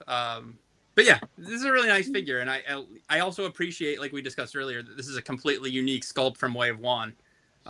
Substantially better figure than the Wave 1 Snake Eyes. So yeah, hype 0, accessory 2. But overall figure, he's pretty nice. 6, 7. He looked good on a shelf. It was a Rhino mini-series box set. There you go. Thank you, Pat. Knowing is half the battle. Timber would have been perfect for it. Oh, here we go again. Did we reverse it? Chalk and cheese. He's all right. I mean, hype 2, figure, I don't know, a 6. I could. He's fine. He comes with a wrist rocket. I just noticed that. I haven't really had a close enough look at it, but it comes with a little wrist arrow, so that's something. Next, all right. Well, Nate. And I love it. I really love the deep color, like the deep blue, and the gray. Like as much as the colors didn't work on the last one, I think they work really well on this figure. I can't really fault it. Yeah, like the sword could be a bit longer, but a lot of men have that trouble. All right, Gazz, you take it away. Well, for me, the hype was like an 8 because this is like right out of Sunbow. This is his look right out of Sunbow, right? Yeah, true. It was a bit blue. I think I do have this one. So it's a 10, like for figure wise, it's a 10. I do like the sword. It's like I think it's called a ninjutsu. Sho Kuzagi, ninja actor from like the 80s, did like Enter the Ninja and all that stuff. I think he created these to be like shorter than the samurai sword, so it's like supposed to be like a ninja sword. So I think it's a nice touch, right? As opposed to having that like freaky like blade that he usually comes with, right? I think it's a great touch. And yeah, like I said, it's an 8 and 10 for the figure, solid 10. Well, I'll admit I'm not very educated when it comes to weapons of any description, whether it be laser rifles or swords of any length. So I appreciate that little bit of knowledge there, Gaz. And the Lilith is here saying they can't stay long. Just wanted to say hi, Heidi Hole. Heidi Hole's a whole different game, and I will catch the replay. Oh, good, cheers, buddy. We're going to get Lilith onto a show sometime in December, I believe. Yeah, so I think hype was nothing for me. Execution is way better than the first one. I love the recesses that are deeper in the mask for this. It really gives them a striking look. So execution, I can't fault him. He does look like the cartoons. I'm going to give him I'll give him a 10. Why not? All right, moving on. Cobra Commander and Arctic gear. Now, there was a huge debate over whether or not it should be sculpted on or if it should be molded on, and they went with molded on. Brother Malachi is saying, it's amazing how heavily debated over whether the ninjato is an actual Japanese weapon or Hollywood movie industry made it up. There you go. Well, I don't know. Knowing it's after battle, and I don't know enough about it. All right, so we'll go to... Gee, I don't know. All right, so Arctic Cobra Commander. Hype off the charts on this figure. My hype for this is probably like an 11 because this is the first G.I. Joe the movie based figure, and if you couldn't tell, I love G.I. Joe the movie. Yo, Joe.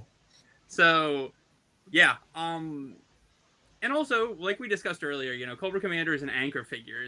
You're going to have a Cobra Commander or a Snake Eyes or a Duke in almost every wave because that's just what they do.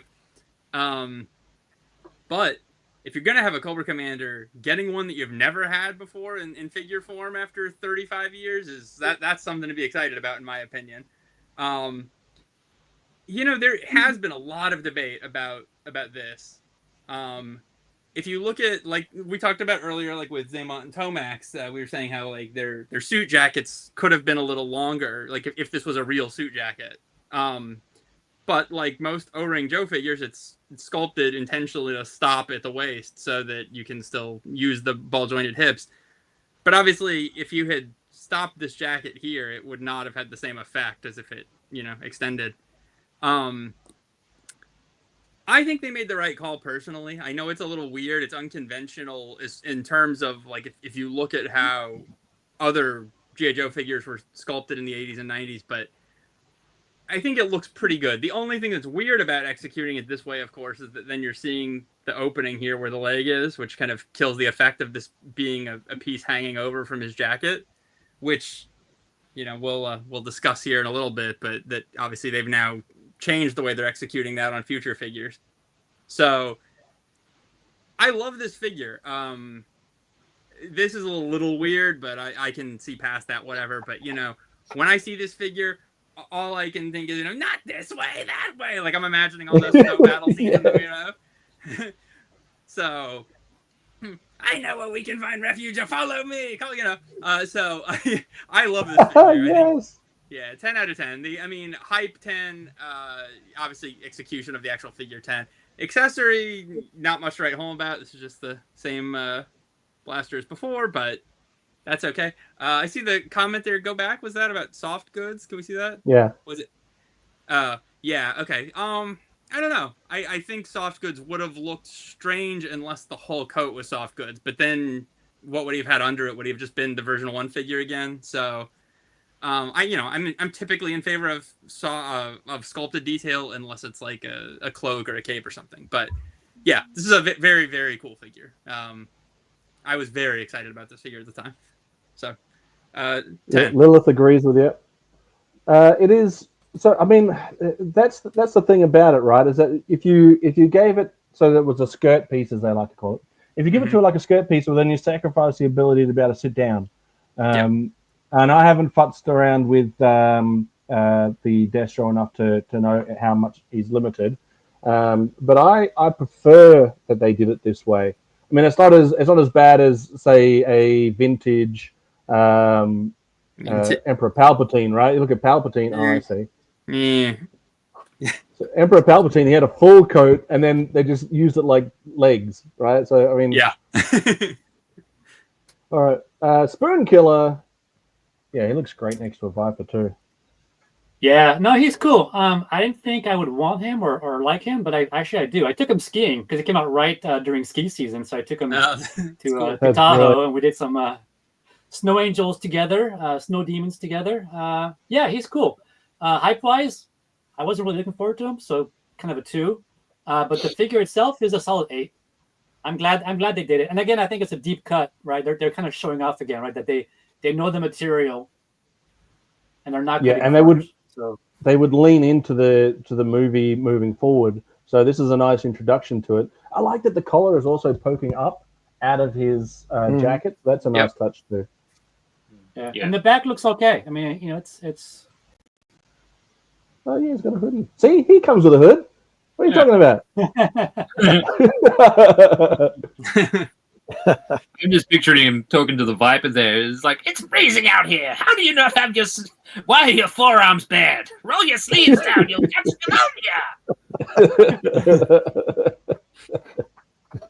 pneumonia. Nate, tell me how this is a 10. This is a big old 10, and I think they 100% made the right call with the legs, with the skirt. Like the whole point of O-ring articulation is to give, like, the O-ring builders, to give them as much articulation as possible. If you start throwing on things that that are going to limit that, then what's the point? You might as well have just got a 5 POA figure or something else. So I think that is an elegant solution to the problem. The only thing you could maybe do to distract from it would have been to like put paint on the inside of the leg to like just grey paint where the jacket ends, that kind of thing, it kind of blends in. You don't have that blue showing through. But at the end of the day, this is a toy. Like it's a great toy. So it's a big old 10 for me. For me, it's the hype was a 10 because of what it represents, right? We get Snow Joes that aren't actually Snow Joes. Duke. Hey, Red Face. No. Hey, Red Face. Scarlet. All the Joes wearing the brown parkas that when they go into the winter. Same thing. Yeah. There. I mean, if we did soft goods, it wouldn't. I think it would look it wouldn't look as good because it would sit up high. It would be too puffy, right? You wouldn't get that cool collar coming out of the collar there. And for the waist wise, the only thing you could really do is create like what the Snow Trooper had in Star Wars, that like tail thing coming out, and it'd be like a short tail. I don't think it would work. It also just tells me that they're willing to take a chance on something. Like, hey, we want to do this. Let's just do this. Let's just do it this way and see how it comes out. I think it came out all right. I mean, it's good. So it's a solid 10 for me. I figure hype wise, a 10 because of what it represents. Yeah, I'm with you, Gaz. It was this is the first time I'd been hyped over a Cobra Commander because it was I think that this version of Cobra Commander goes through and we'll see a bit later, like it goes through such a visceral transformation. It goes through such a horrific moment during G.I. Joe the movie that this is, before that happens, this is the look that that I'm more inclined to think of when I think of Cobra Commander. So I was like really hyped for this figure. And then giving him a pistol is great. That's fine. He doesn't really need a lot more than that. So his accessories it's appropriate. And I don't know. I prefer the sculpted look on the coat as well. So it's a win for me. Now this guy, I hate to be the guy to just step in again and start this off, but I'm gonna do it. Zartan Cold Slither. I didn't know I was gonna love this figure as much as I do. If I took Zartan with me from Australia to Japan and to Canada, and then to Joe Fest as my travel Joe. And in Instagram, I was taking like promo shots of his world tour, and he would pick up characters along the way. So he picked up Fatal Fluffy, he picked up Budo, and some other cast of characters for a little band reunion because we don't have any of the other Cold Slither guys, which, you know, fingers crossed we get them. But this guy's absolutely nailing the accessories too. So you've got the cartoon-inspired look. You've got a guitar, which is great, and you get a microphone. And color change skin. Come on, get out of here. I was so enamored with this guy that even though I don't need it, I went and picked up. I think I have maybe 6 of this Zartan in my collection. I don't know what I'm going to do with 6 of them, but they're all still in the box. But yeah, he's great. And then we've got Brother Malachi saying it's amazing the ton of Dreadnought accessories I got stored up from my 1/18th collection in the green box from the Chameleon kit. And my Dreadnought gets lots of use from that storage box. The Chameleon kit, I'm not too familiar with that. But yeah, I love this figure. I use this image here. I used AI to make this guy move and play guitar. And then I made YouTube shorts. I must have made 100 YouTube shorts with him playing all sorts of different songs from Metallica, AC/DC, Guns N' Roses. He did a version of Somewhere Over the Rainbow at one point. Anyway, I love this figure. 10, 10, 10. Everything's a 10 with this guy. Okay, Adam, I'll stop dribbling on now. Someone with a little bit more sense than me, go for it. I never had the obsession with the Cold Slither Sunbow episode that I felt like a lot of fans did. But what they've done with Cold Slither as a concept over this last year and the marketing surrounding it has been nothing short of spectacular.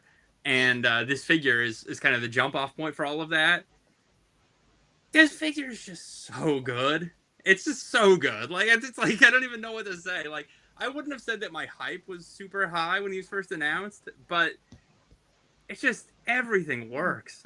The face sculpt, let's start there, looks amazing. And I think part of the reason why is because this one is molded in flesh color. So this is our first, Ramar. So this is our second figure molded in flesh color plastic, and it really makes a big difference. Oh yeah.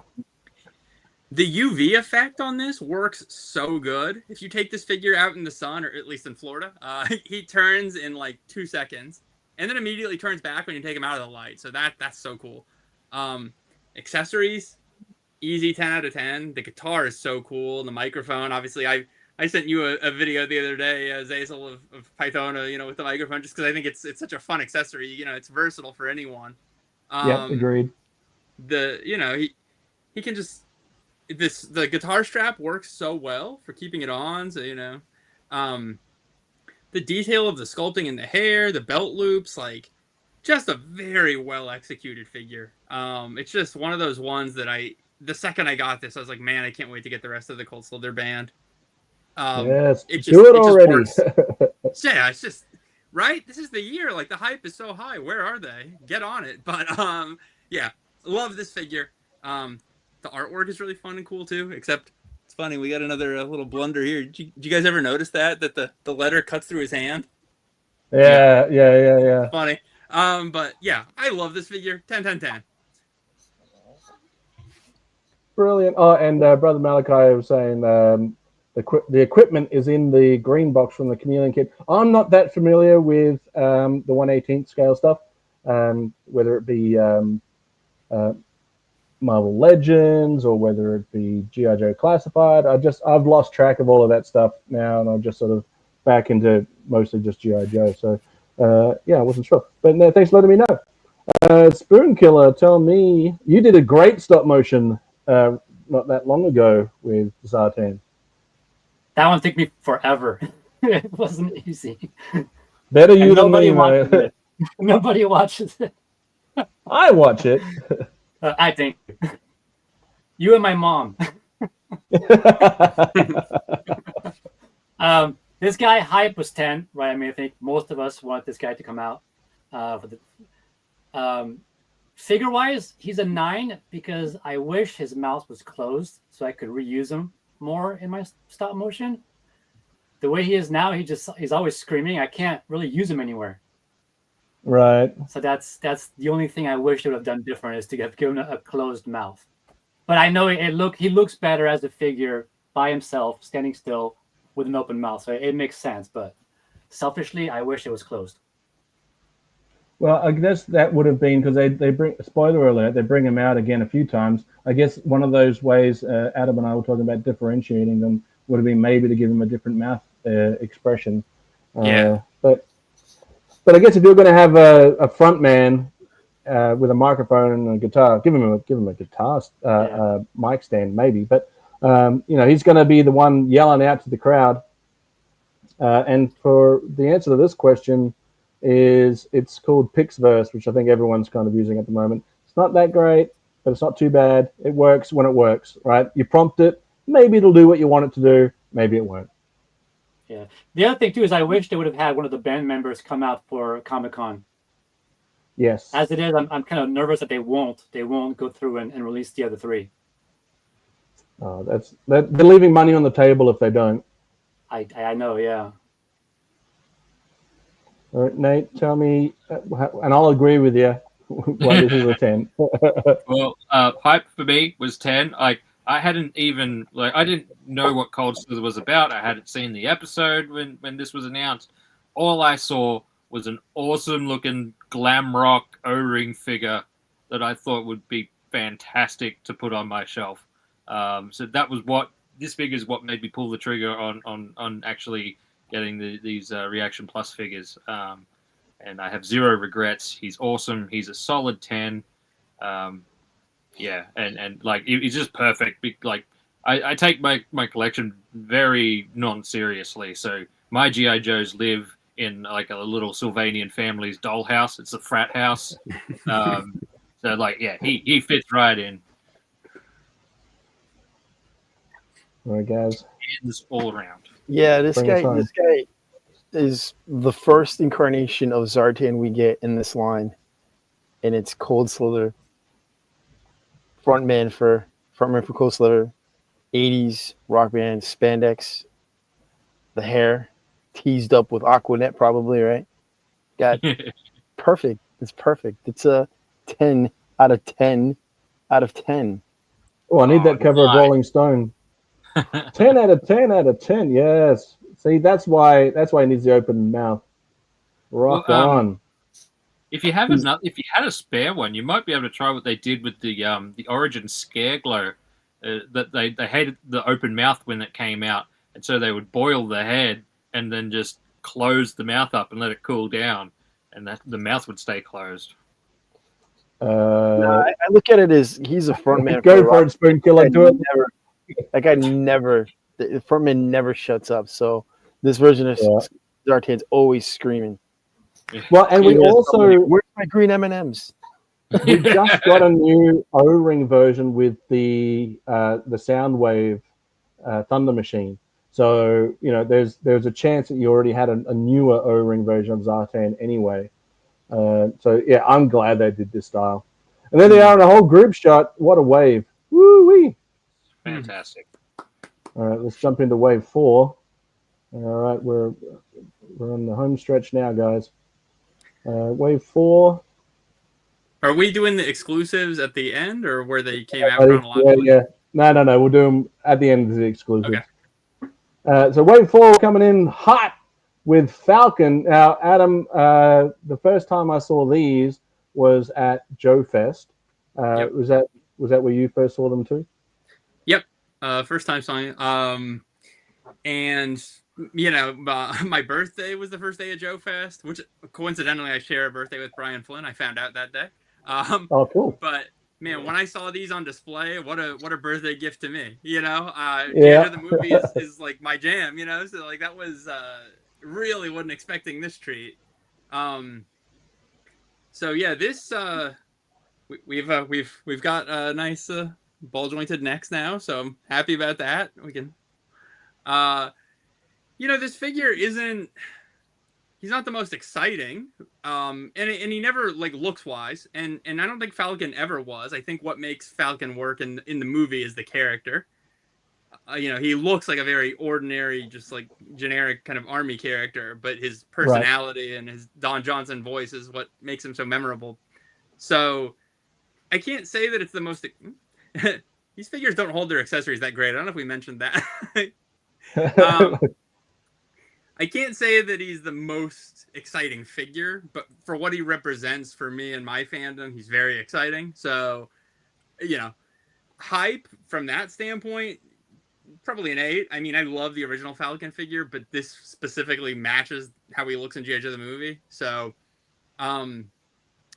accessories, 10. I mean, they're perfect. They gave him exactly what you'd expect them to have, and it's all handled perfectly. The only thing I think I maybe would have added to this is a little bag, an itty bitty bag, but but that's okay. Other than that, though, I think he's great. Perfect execution. Head sculpt is awesome. Deco's great. So I'm just giving up on that rifle, guys. Shotgun. But, he's a 9, I think, for me. He's not perfect, but he's about as close to it as you can get. I feel like unfortunately, having just looked at that Cold Slither Zartan with the molded flesh, I do feel like his face being painted kind of takes away a little bit from how expressive he could look. Yeah. But that's okay. He's a great figure. I wish they wouldn't have put the handle on the shotgun, but it is what it is. Yeah, he would have held it just about as well whether he had it or not, apparently. So. That's right, yeah.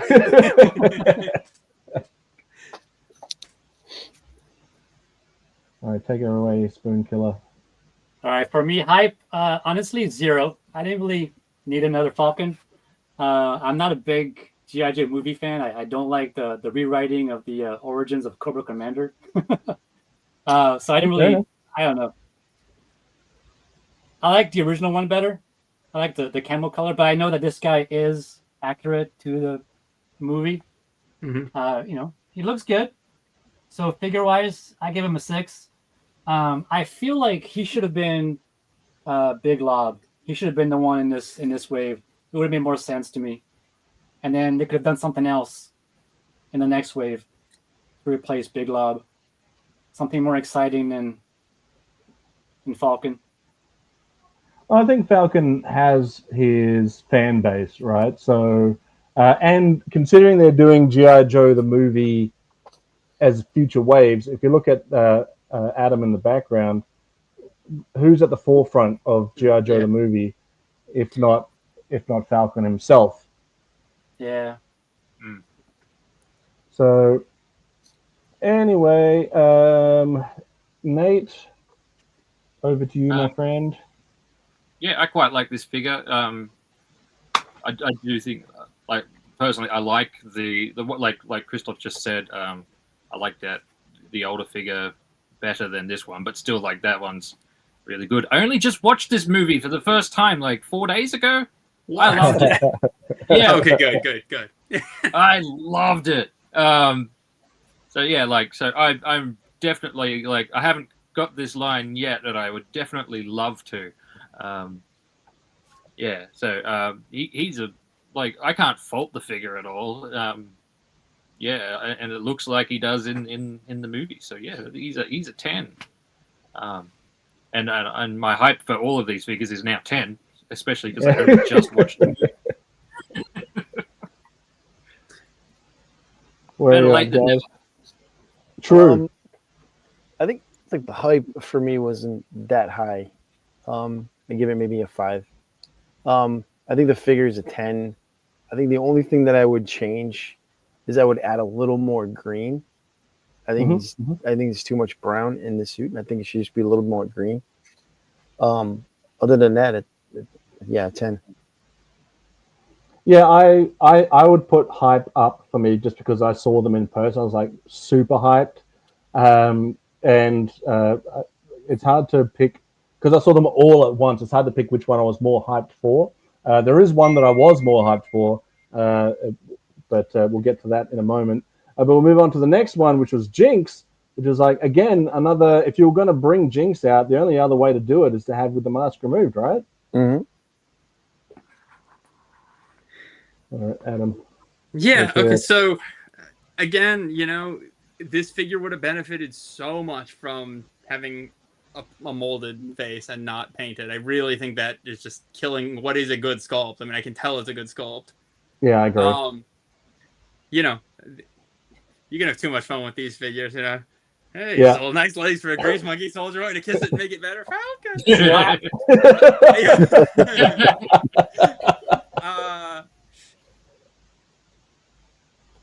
I appreciate some of the little details. Like this is very cool. That's just something that I always wanted on the figure. However, it should wrap around the whole leg, and I don't know why.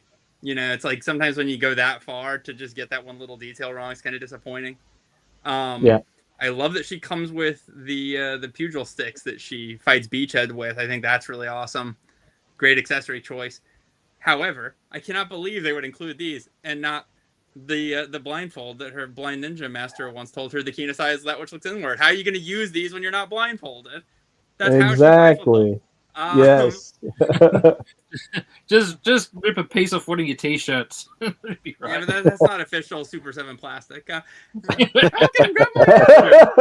Cheers, buddy. But yeah, this is a figure that I think really, really benefited from having the unmasked look finally, because the vintage figure, she spends 90% of the movie unmasked. I mean, there's really, I think the only scene that she actually has the full mask on is when she fights Pythona, if I'm not mistaken, right? Even then, maybe not. I don't know. So yeah, it was very crucial that we finally got an unmasked Jinx after all these years. So thrilled about that. I also think it's really cool if you notice the bottom of the stick. It's not an even break. Like it's sculpted to look like she broke it in half by kicking it. You see that? Yeah, nice. So I think that's a really nice detail. So yeah, overall, this is a really great figure. I think that not having the molded face really took some points off. But other than that, certainly 10 on hype. Execution on the figure itself, maybe like a 7. Few little areas for improvement. And then as far as accessories go, the pugil stick is a great accessory, but I think she really needed that blindfold. So I'm going to say like an 8 on accessories. But I really like this figure, and it was a very welcome addition to the line. She's some bad luck lady. No, so even in the lineup, even with the lineup of the Renegade, she's not wearing that mask. Like when you first see her in that lineup. Actually, do you see her first in that lineup, or do we see that scene with her and Falcon?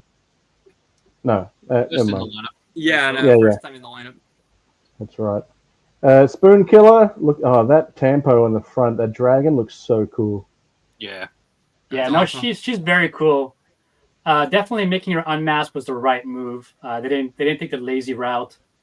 I used her for stop motion. I made the blindfold for her to recreate the scene with Beachhead where they fight. That was fun. But something's just not quite right about her face. I mean, there's just something just not. I don't know. Something was missed somewhere. I don't know what it is. It's just something didn't come quite off. So I would say probably, yeah, there's something weird. High, probably a 5 from me. I could have gone either way. But execution wise, I'd give it a 7. Yep. Love it, Nate. Her eyes look better than CoverGirl for sure. But yeah, true. Her hair, her forehead, something's not right.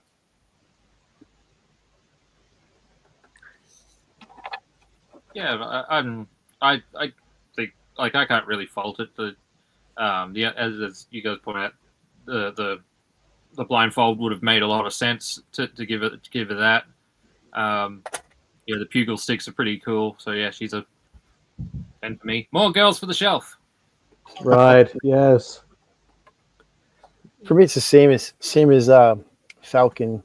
I give the same ranking as Falcon. I think the choice of the accessories. I mean, yeah, it's a good scene, but I mean, maybe should have added in maybe a katana or maybe an LRM rifle. And she carried one in the final battle, right? before she fought. Yep. So yeah, it was a good They figure should though. They should just release like weapons packs with Yeah, this they should, right? weapons pack hang with on, movie accessories. And Yeah, Let me just solo you for a sec, Adam. So I think that the original figure came with so many cool accessories. Oh yeah, can you get a knee high enough to crack it? Probably pretty close. Yeah. Oh yeah, Yeah. nailed it. But I think the original figure came with such unique accessories, plus a backpack to store them, that not giving her any other accessories is a bit weird. Because this is a very specific moment in the cartoon, but as people have mentioned, including yourself, Adam, not having the blindfold is a weird not to include it.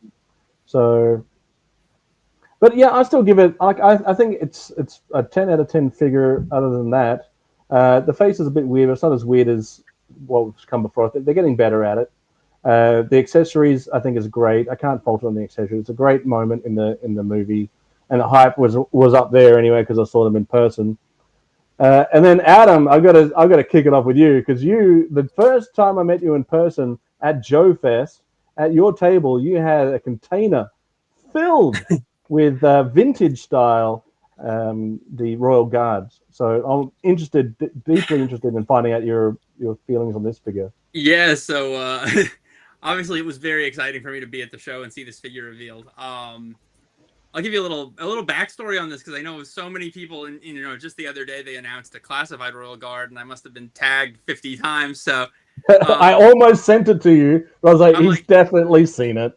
Part of me wants to be like, guys, I've seen this stuff like well in advance before it was publicly revealed, right? But but then I'm like, you know what? That makes my heart good that people care enough to make sure I know about this. So, yeah. So I'm not really an army builder in any way with any toy line. I mean, there are certain things that I have, a couple of or whatever, but like generally that's just not what I do. But G.I. Joe the movie is far and away my favorite piece of G.I. Joe media ever. And so when I had gotten all of the original 82 to 94 Joes and my collection was complete, I never really got the psychology behind army building. I was like, who does this, But like once you have all the figures, you don't want to just stop collecting, And so right. I was at a Comic-Con or something, and I think I found one loose with no accessories for like $2 or something. And I was like, hey, it'd be kind of neat to have two of them because at the time I had just made a custom Pythona, and I was like, I could pose two of them, next to her.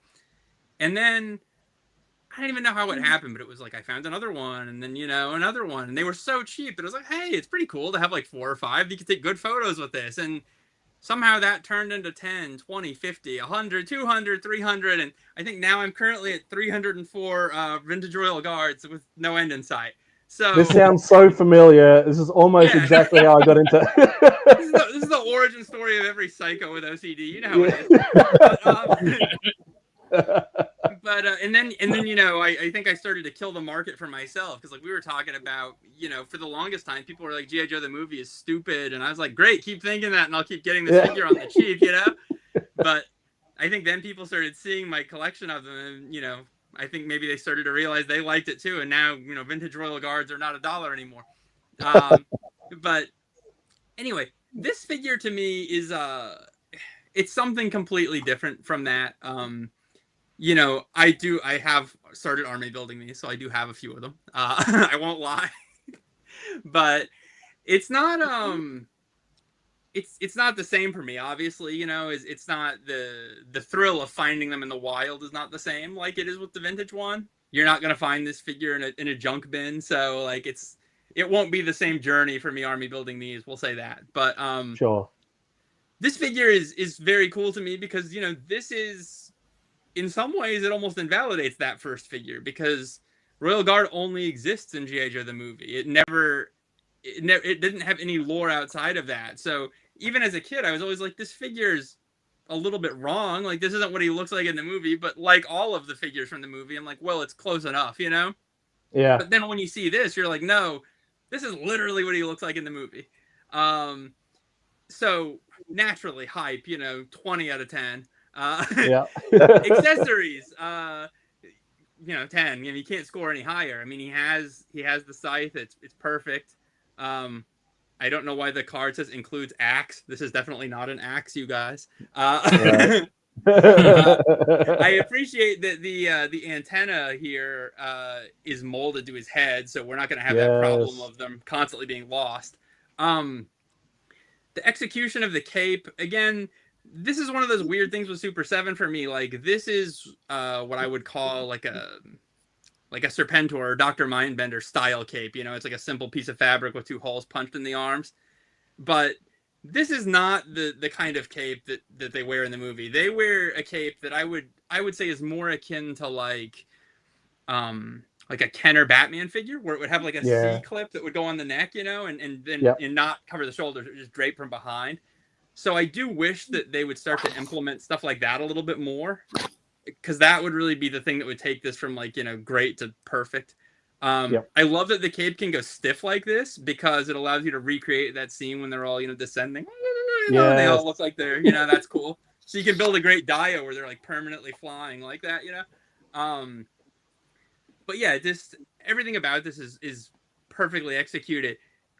Interesting to me on this now, I had mentioned earlier how Wild Bill's patches were actually sculpted pieces. It feels like this deco on his chest maybe is sculpted, but if it is, it's raised like 1%. Like, I feel like that should have been a more dimensional sculpt, so that this textural stuff felt more hefty, especially because on the vintage figure it's very heavily sculpted. But yeah, overall though, this is an excellent figure. It's and it feels like a very unique take compared to the vintage figure. The vintage figure feels very textural and rough and organic. This figure feels much more like smooth and animated, and I just absolutely love this figure. And so, sorry for monopolizing everyone's time, but if you wanted to hear the Royal Guard saga, this was the time to do so. Yeah, 10 obviously. Much love for Royal Guard, and who knows, maybe you'll see a bowl full of these one day in a future Joe Fest. I'm accepting donations. As soon as I saw this, I came rushing to your table, and I was like, "Have you seen the new Royal Guard? Are you going to start collecting them? Are you going to army build them?" I was just, I was in your face about it. Speaking of in our face, Adam's throwing in our face. He's got a raise of 1%. Well, congratulations, Adam. At our age, we're happy to get a raise of any percent. All right, so Spoonkiller exited and then entered the chat again. So he was at the bottom, but here he is now. Look at that. I'm back. Sorry about that. So hype for me was probably a 0 to a 1, because again, I'm not a Cruella guy. But having those in hand now, I appreciate this figure. It's pretty cool. It's different. It's well sculpted. It's cool. So I give it probably a 7, which is pretty high for the Cruella line for me. Yep, fair. That's fair. All right, Nate, where are you at? Me, I give him 20 because I want 2 of them. Because if I find a troop builder, I would prefer to have like 2 of them. So if you want to take a picture or have them set up on the shelf, you've got like their boss and one flanking him either side. Which was almost impossible to do with the vintage line because it came in a 3-pack. Yeah, true. So I had seen the pictures of these things, even though I had seen the movie, and so I recognized them as soon as they came on screen. I wasn't expecting the sound.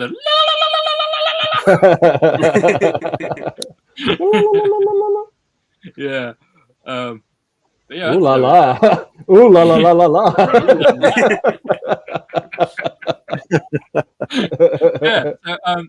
I quite like him, and as I said with the Serpentor's cape, I quite like that look with the vintage Kenner style looking capes. So I dig it. Yeah, that is such a cool look. Oh my, yeah, that's too good. Yeah, that's too good. Such a great figure. Sorry to distract you there, Nate. But yeah, yeah, like I said, it was hard to army build these guys. Weird choice, but Gazz, I like the axe. Anything's an axe if yeah. you swing it hard. Yeah. That's right. Or a paddle, a canoe paddle. Yeah. Canoe paddle, yeah. I think it's a solid 9 for figure wise. Hype for me was maybe a 2 or 3. I'm not really crazy about these guys, but I do like what it represents is those characters that, I mean, even though it got a figure, it didn't get a single release, and it's getting a single release now, and it looks really good. The scope looks really good. I like the way the white and red sit together with the blue. It's nice. It's cool. And Not a bad idea, Adam. Yeah. That missed the comment. I'm gonna make one for my next house axe. party. He said the axe looks like a charcuterie board. Yeah. Oh. Hey guys, here's your cheese tray.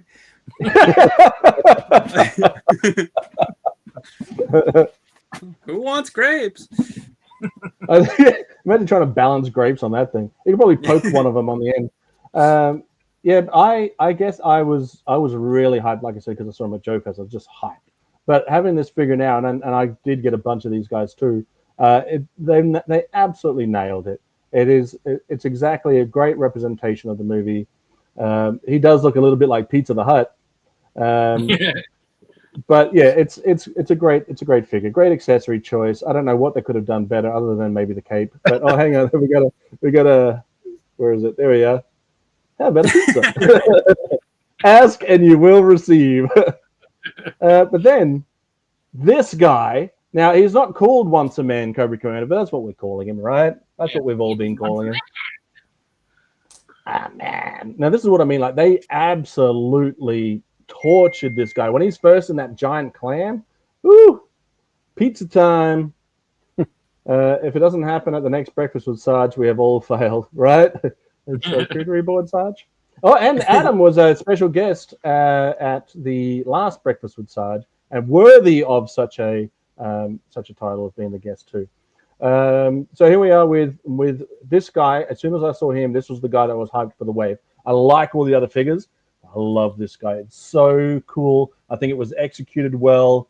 It's the accessory. I get it. I wish they had given him a second one that was opened, so that because of the spores coming out, something like that would have been really cool. Yeah, it is. Yeah. So that's what mutated him. I'm not sure what else I could have given him except for maybe a faceplate to hold. With the internal mechanisms and stuff of it. But yeah, look, I'm going to just throw it out there. This guy is a 10 out of 10. I think that it was executed hype was 10 out of 10. Accessory, I don't know. Like, I don't hate it. I don't know what else you could have, other than what I mentioned. I will give it an 8, but I feel like he should have maybe had it. I would have preferred one opened instead of having one that was closed if I had to pick one over the other. But yeah, oh yeah, and a young deformed nobleman version would have been also very cool. Yeah, thanks, buddy. So Adam, take it away, sir. Your face was my face, just like I was once a man. I love this figure. Let's just do the whole show. Start from the beginning. Open the titles. Yeah, you ready? We're gonna start from the beginning. Malonderers, fools, you possess power greater than any on earth. Hear our conquest, a script from us on every front. Okay. I could literally We didn't say stop. From beginning to end, you guys. You gotta sing the theme song first, though. Yeah. Bro.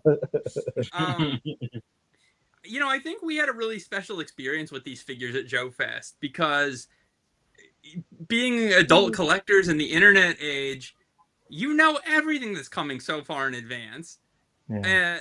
So to not only find out that they were coming that day, but to literally see them in hand, the finished figures, like, and be able to hold them the day that you found out about them is an experience that we probably haven't had since we were kids.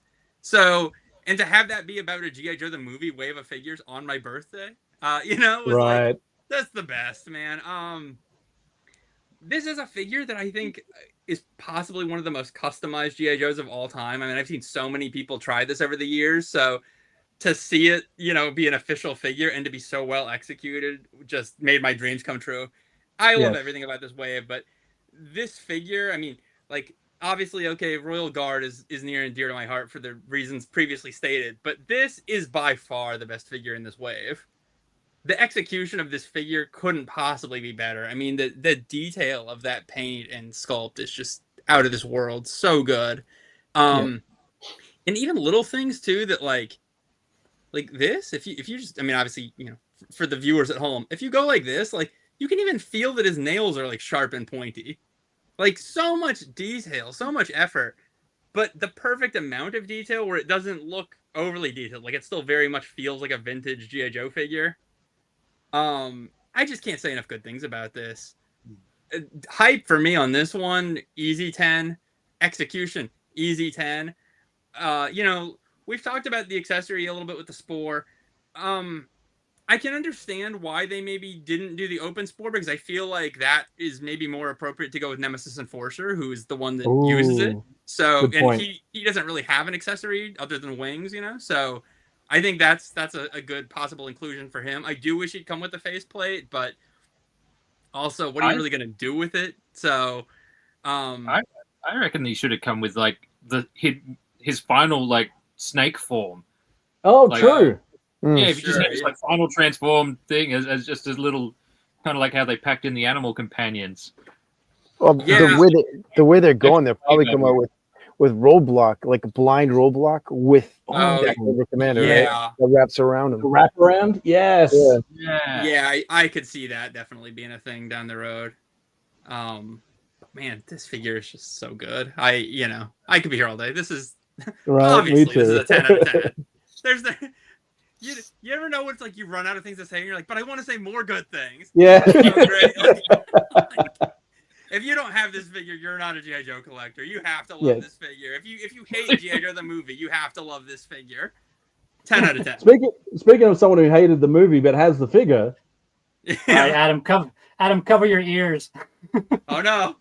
This guy is he's an imposter. This is not Cobra Commander. This is making Cobra Commander passable. Having said that, great execution. He looks great. I mean, I can't knock that. It's a great figure. He looks awesome. He can have his stuff delivered on the paddle.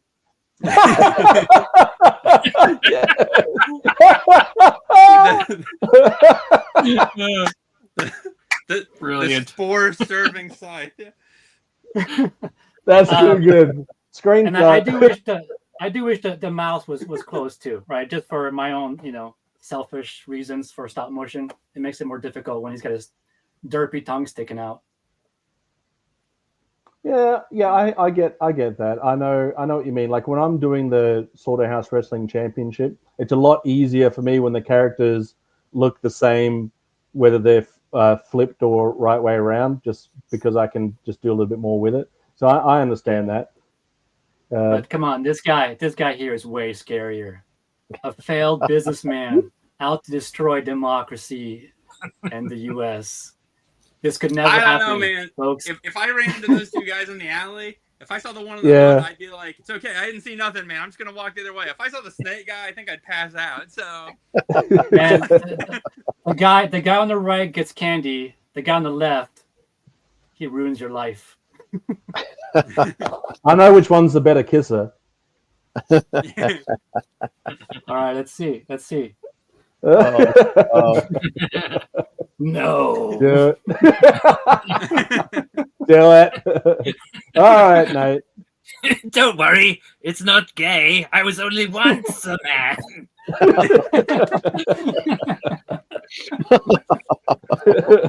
What has happened here? Moving right along. Big old 10s for this figure. Especially after watching the movie, I really dig this figure. I do hope to get it for my collection. As I said before, it'd be cool if he came with the snake version of himself. And Adam, at the top here, you hit the nail on the head, where you say he's got a lot of detail, but he's not too detailed, which it's a hard line to to follow, I think, with these O-ring figures, like with the modern ones. Some of the ones that you see around are in like they're really detailed and have like really realistic look at things. But I'm just like, it gives me the ick. Just like, yeah. Delta 17, I think, nailed it. Like, they're incredibly detailed, but they still kind of look. They have that same look and feel as the original Joes. And so do these, the Super 7 figures, I think, for a lot of them. So yeah, he's a big old 10. Yeah, so like that could go in any GI Joe collection and look, part of it. We haven't really. It was mentioned at the top of the show, but we haven't really made any complaints when looking at the figures about the unpainted rivets. And to be honest, I'm not really looking at them. Like, this guy is so good that I'm not even. I notice it now next to a vintage O-ring with the painted rivets. But I had never even noticed that myself. Yeah, I mean, if I had the choice to have them painted or not, of course I'd take painted. But like, it's not ruining the figures either. Yeah. Yeah, it's not. Yeah. Gazz, where are you on the Great Snake? I literally just ordered this guy. I think it's a phenomenal figure. I don't like the fact that they turned Cobra Commander into back to a snake, and I relish in happiness as he came back and turned Serpentor into a damn snake or iguana. Yeah, iguana. But nonetheless, I think this is a perfect 10 figure, and I see something in this figure, and I think I might buy a second one just to do it. I see V the Final Battle. This is the alien, right? Yeah. Oh, true. Right. So you just paint that suit red, and maybe a little black stripe across the chest there. Obviously not across his chest, but on the suit, and you got yourself a V figure. And as for details, yeah, Adam's right. There's a lot of detail in the figure, and it still looks like a classic Joe. I mean, look at the eyeball above his his left eye. Yeah, this one eyeball there. I think that's great, and I don't mind the tongue sticking up because he's a lizard now. So, this is the way he's like tasting the air, and he knows that Jinx is standing behind him. True. Well, that's our look at Wave 4. Home stretch now with Wave 5. Let's go. And then we'll do the exclusives. But Wave 5, I don't know if I have any of Wave 5 in my collection just yet. So they are definitely on their way. We'll start off with what I thought was maybe the least of my hype. And I'll touch on this quickly because I don't have them on hand yet. So the hype for this was greater than the other two Snake Eyes because it is such a definitive look for Snake Eyes, and this harkens back to that backhand that he gets, and he does that whole flip thing while he's before they get all eaten up by the vines. And he comes with two weapons, so that's the first time we've seen this in a long time. So I can't fault him on that. So I execution wise, and he's got that skirt piece which I like. Adam, you'll have to tell me if it's the same skirt piece or it's different to Cobra Commander because I'm not sure, but it is different. Cool. Completely unique sculpt. Yeah, he's got so pockets good. right? Like Cobra Commander. Oh yeah, true. So I give it a 10 for execution, although I don't have it in hand yet. 10 for accessories, and maybe a 8 for hype. But take it away, Adam. Yeah, so I'll just say right from the jump, this is my lowest interest figure from this wave. Sure.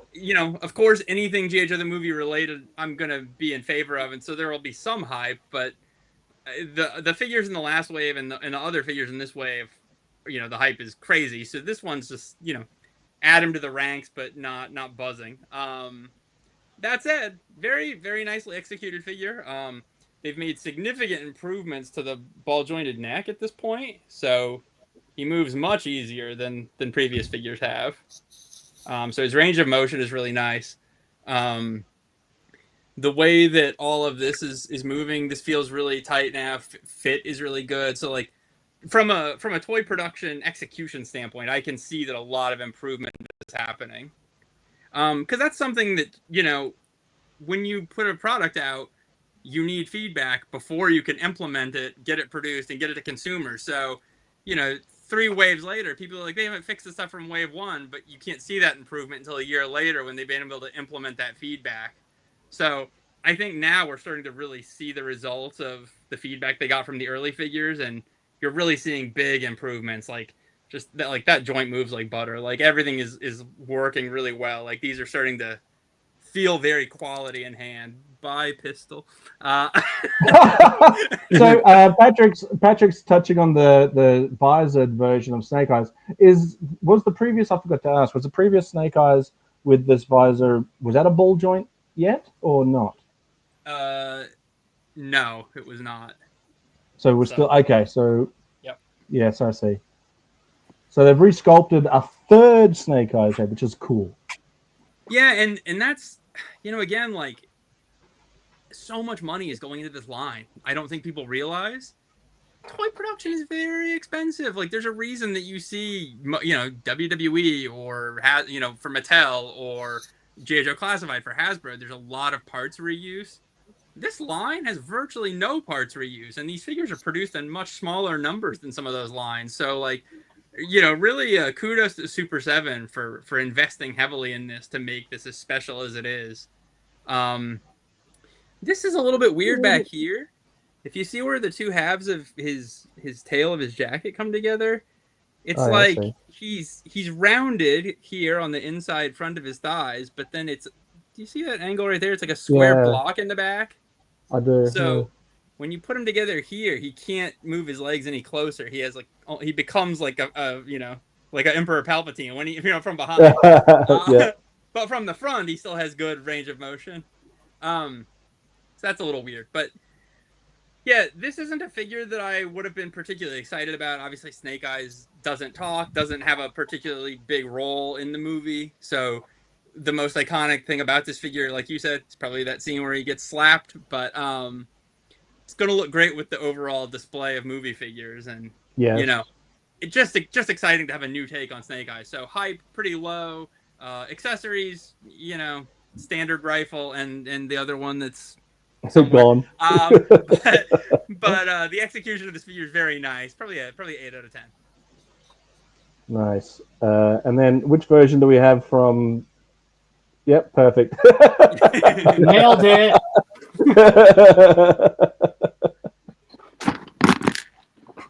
He's cool. Snake Eye with a coat. I like it. Yeah.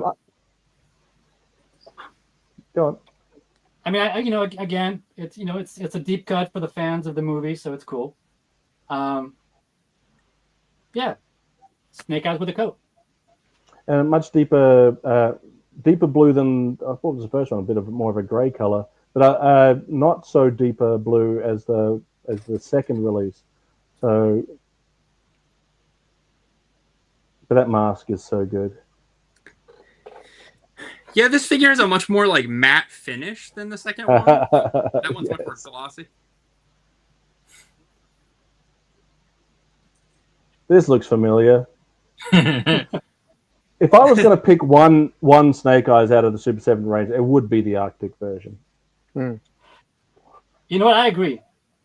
He does look cooler than the other 2. Well, I'm just going to say this. All right, so you're playing your Joes, right? And you have your Snake Eyes, right? You have all 3 of these Snake Eyes.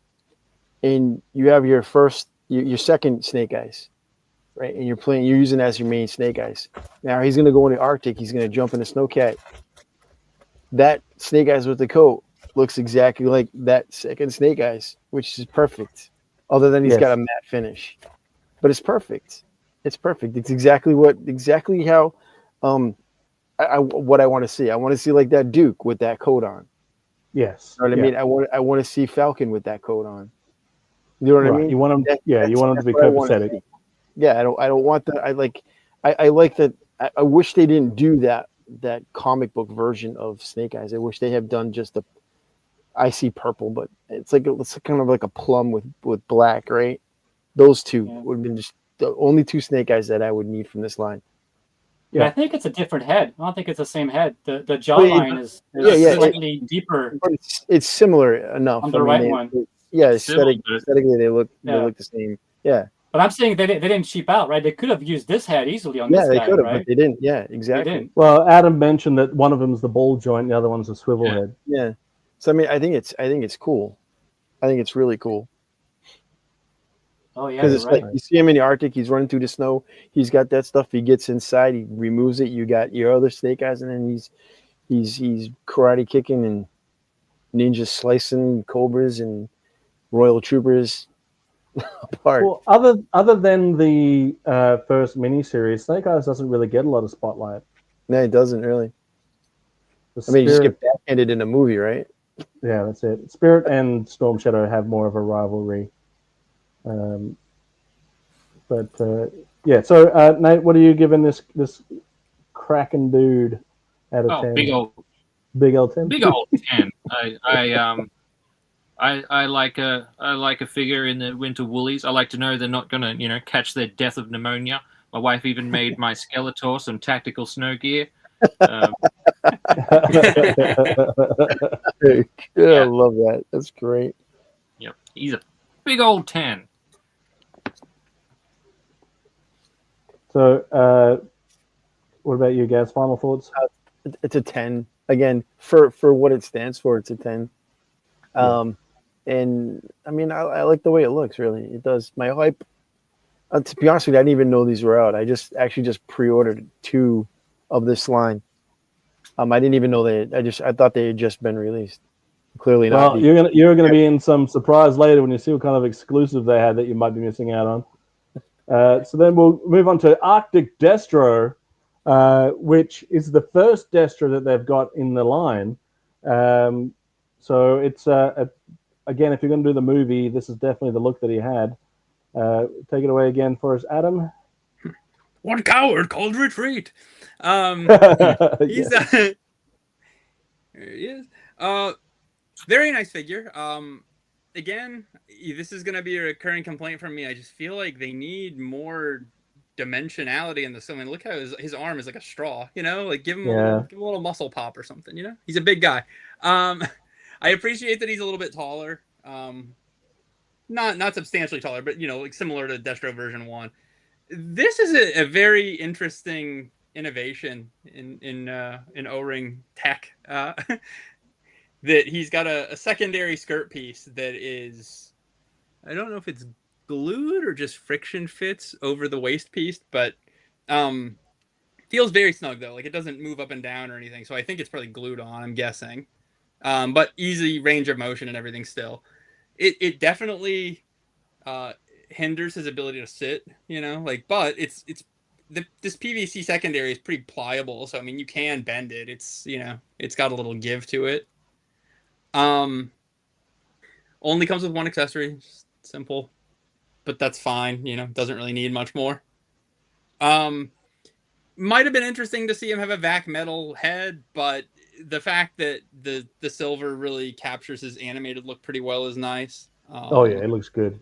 Yeah, the green eyes look good. Are those rivets or are his shoulders exposed? Yeah, you're right. He needed to let a little air in from the winter cool. His hands are metal. Does that mean it's not just a mask? It's a full body. No, his. Oh no, actually gloves. But are they metallic? Like metal, gauntlet glove. No, in the Sumbo series, he has the silver gauntlets on, right? Yeah. But we know for certain it's a mask because he goes to his ancestral family home with Lady J. Yeah, that's true. But this is a nice figure again with the Arctic stuff because they're just variations on characters, and they're not iconic looks. I can't say that the hype is extremely high for me. But again, it's going to look great in the display. And I think when you have all the Winter Joes set up, it's going to be very fulfilling to finally be able to recreate that scene from the movie after 40 years,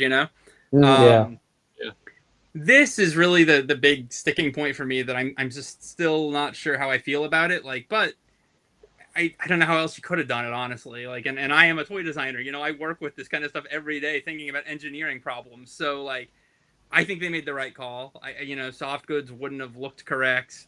Obviously, molding this to the legs would have been very strange. So, there's probably a reason why this kind of stuff didn't exist in the vintage line, and I think the answer is probably because they couldn't figure out how to execute it. So, I think Super7's done a really nice job here. And I just think that the way that it's cut from behind, though, I think that it could have been just as easily sculpted onto the back of the legs. I do, but it would have looked very yeah, it looks way weird. better this way. It would have been very strange. Yeah, I think like that going over the knee will look weird because it's going to be fine. You're gonna have a bigger leg. Yeah, they nailed it. They nailed it. You can't. And the transition is perfect. You look at the back with the belt. Yeah. The belt sells it. Yeah. The location of the belt. Yeah. Fine. I'm bullied into changing my mind. Stand over the drain. But yeah, this is it's a very nice figure. Not something that I would have been exceptionally hyped for, but just well executed. They've definitely, I should note this, at this point they've made big improvements. This probably isn't going to come across on camera, but they've made big improvements in the accessory. Like, the sculpt detail is getting much sharper, just the fidelity of it now. Like, if you compare that to like a Wave 1 accessory, those looked very soft. True. This looks very clear detail. So you can tell a lot is being learned in progress, and I'm really glad they didn't start with the movie figures for that reason. Okay, Patrick's confirming. Yeah, so this is glued. So this PVC secondary piece is glued onto his waist piece. It's not. You're not going to get that off at all. But that's fine. Like, if you needed to replace his O-ring or something, it wouldn't hinder that in any way. Although it might make it a little hard to get his legs back together if you separate the screw.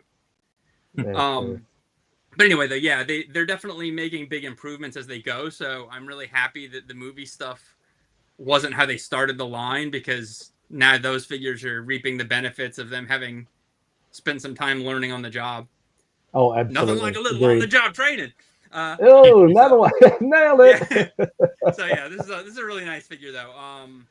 You know, probably low on the hype scale. Accessory, you know, not much to give him, but the overall execution is very nice. So 8 for me on this figure. Nice. That's a solid score. Yeah, I love this guy. I wasn't expecting him, and he's awesome. He's great. I mean, the back looks great. I can't. Come on, you can't do better than that. Yeah, it looks good. Ooh-wee. And I love a popped collar. You know, he's got a good face. Like, that's Destro. Like, that's a all business. Go to the fridge, buy my fridge. Yes. That's brilliant. So hype, So, I didn't know he was coming. Would have been a 10 if I knew he was coming. It would be a 10 on the hype. Execution, 10. Easy.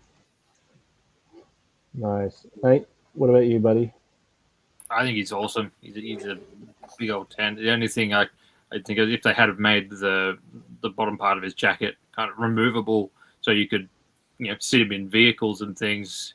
But then I suppose their market isn't necessarily kids playing with toys. It's adults playing with toys, and adults tend to just kind of pose their toys rather than full blown play with them. True. So yeah, so I guess that it's not really a necessity. So yeah, the old 10. Gazz, I'm just gonna come out and say it. I'm gonna come out and say it. This is, when I get this figure, this is going to be my go-to Destro. As much as I like Destro, Yeah, that's gonna be my go-to Destro. That looks well. Sorry. Give us a look at the classic. Sorry. For Destro. Yeah, I have a jar. I have a bowl of O-rings that I need to fix. That's not Destro. That's just Dez. Dez, yeah. Well, I like that he looks regal. I mean, Destro's not on the battlefield, even though he does have the rocket launcher and stuff like that. Yeah. This guy's like a businessman. He's an arms dealer. Yeah. He's behind the Like- scenes guy, like Cobra Commander. So this is perfect. This is a perfect look for him. Well, he certainly So looks Destro regal. Destro's always got to be the best dressed wherever he is. Yeah, exactly. Yeah. That fridge is so cool. Cobra milk. Yeah, look at the Yes, Cobra of milk. course. Look at this Cobra milk. Love it. Extensive that's enterprise brilliant. water. That's fantastic. That is crazy. Always amazed by your stuff. Yeah. All right, Oh, now here we go. when it comes to hype, there was in order. I put it this one before the next one, but it could have gone either way. And I'm gonna throw it to Adam before I get carried away. So go ahead. Oh man, I have such mixed feelings about this figure, you guys. So obviously for the millionth time, I love G.I. Joe the movie. I'm obsessed with G.I. Joe the movie. So this was one of the first custom figures I ever made in my life was a Python. I used a Street Fighter Chun-Li head and sanded off her hair. yeah, And, nice. like, I mean, you know, and like a Baroness body. Like I wanted this was the single biggest glaring hole in the entire G.I. Joe collection, in my opinion, for the longest time. And, you know, so obviously other than Big Lob, but in 2010, the club makes a Big Lob figure. We'll get to all that. But anyway, long story short, a Python figure does exist. It came out in 2016. That was a great figure. But even though I love that figure, all I could think was, we still don't have an O-ring Pythona. Like, you know, to me, 25th era is a completely separate universe. Like, we needed an O-ring Pythona. So we finally get the announcement that one is coming. My excitement level could not possibly be any higher for this figure. This is the single most excited I was for any figure in this line to date. But then I got it in hand, and I was like, it's not without its fault. So, the first most glaring thing to me is that Pythona is not pink. Like, this figure, to me, looks like she's like, you know, Pepto-Bismol pink. Pythona is like a pale lavender. And if you look at even on her card art, that's reflected. Like, this is a very saturated pink. And if you even look at the digital renders that they showed for this figure, she is more lavender than she is purple. So, or I'm sorry, more lavender than she is pink. So that really just irks me to no end. Like, it's like, I want a do-over. Like, it's so close to perfect. So that's one thing. That's probably the biggest issue. The other issue for me is that Pythona wears a cloak. She absolutely does not wear a cape. Like, this is not even up for debate in my mind. Like, this doesn't work. Like, she needs a complete over the shoulders with a hood. And, you know, I know there's always discussion with these figures about what would they have done in 1987 or whatever. Like, well, I don't view it through that lens personally. Like, to me, these figures are being made with 2025 design sensibilities. But for the sake of argument, here's Jedi Knight Luke Skywalker from 1983, and he has the exact font that I want Pythona to have. So that technology very much existed. So that drives me a little crazy. And the only thing you would have had to have done to make that possible was have the ability to pull this out, which you can't. It spins in place, but is not removable. At least not easily. I mean, maybe I could yank it out, but I don't want to try.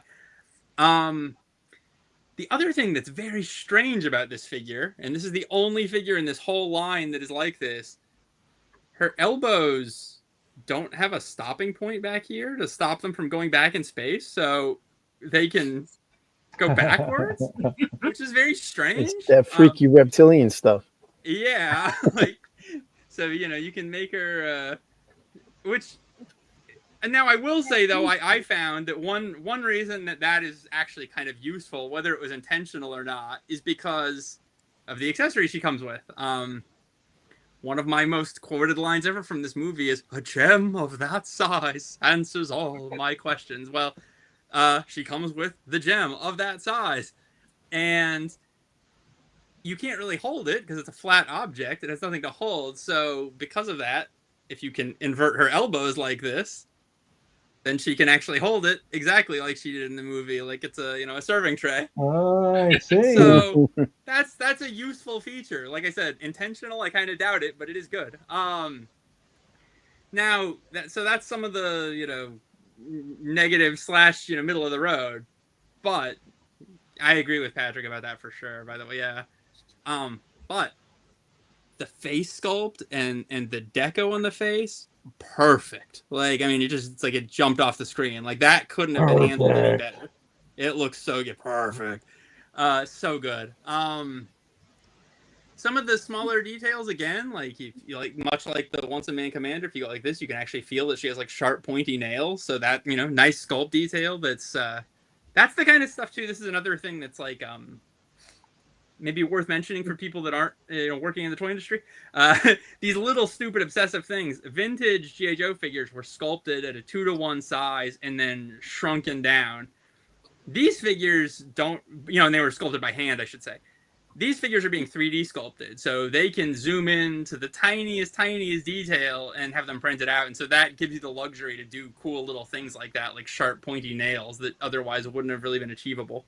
So, all that said, hype for this figure, you know, 1 million out of 10. You know, the hype could have been higher for me.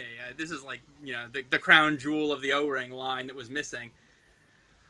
Accessories, you know, if we've all just seen the classified Pythona, she comes with so many great accessories. She comes with the little like 4-headed eel thing that eats through the fence. She comes with a spore.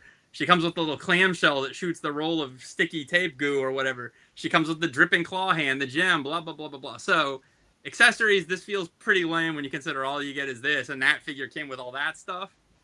But that's okay, whatever. You know, it's still something cool. Execution of the actual figure is where it just falls short for me. Like, and I'm so conflicted. Like, my personal love of the character and just like, I know nowadays everyone throws around, you know, this is my dream figure. I always wanted something. No, you didn't. You always want something every week. No, I really always wanted this. Like, I wanted this figure since I was 5 years old. I'm 40. I've been waiting 35 years for this figure. So, with that in mind, like, I think it could have been a little better, but I am still so happy to have this in my collection. So, like, you know, if the option were have this or not have this, like, I love it. I'm thrilled to have it, but like, I'm giving it an 8 out of 10, I think, but I wish that it had been a 10. Like, I want it to be so bad. And I almost hope that they take another shot at it one day just to tweak those things. Yeah, that good argument. Definitely passionate. Let's bring it over to the gawking Spoonkiller, who obviously isn't complaining too much. I'm sorry, what? So actually, she could have been a little bit more curvaceous. I feel like she's kind of flat. Mm-hmm. Not to be rude, but it seems like, I mean, I'm not, you know, again, I'm not a big fan of the movie, but from the pictures I've seen, she seems to be more curvaceous. She's kind of falls flat on the figure. And do you think they could have used like doll hair for this one? Yes, that's another big debate about like if this was made in 1987. Well, if you look at that time period, look at Zanzibar. You know, I think it would have been probably executed in a similar way. So true. Good point. Good point. Of course, her accessories always available.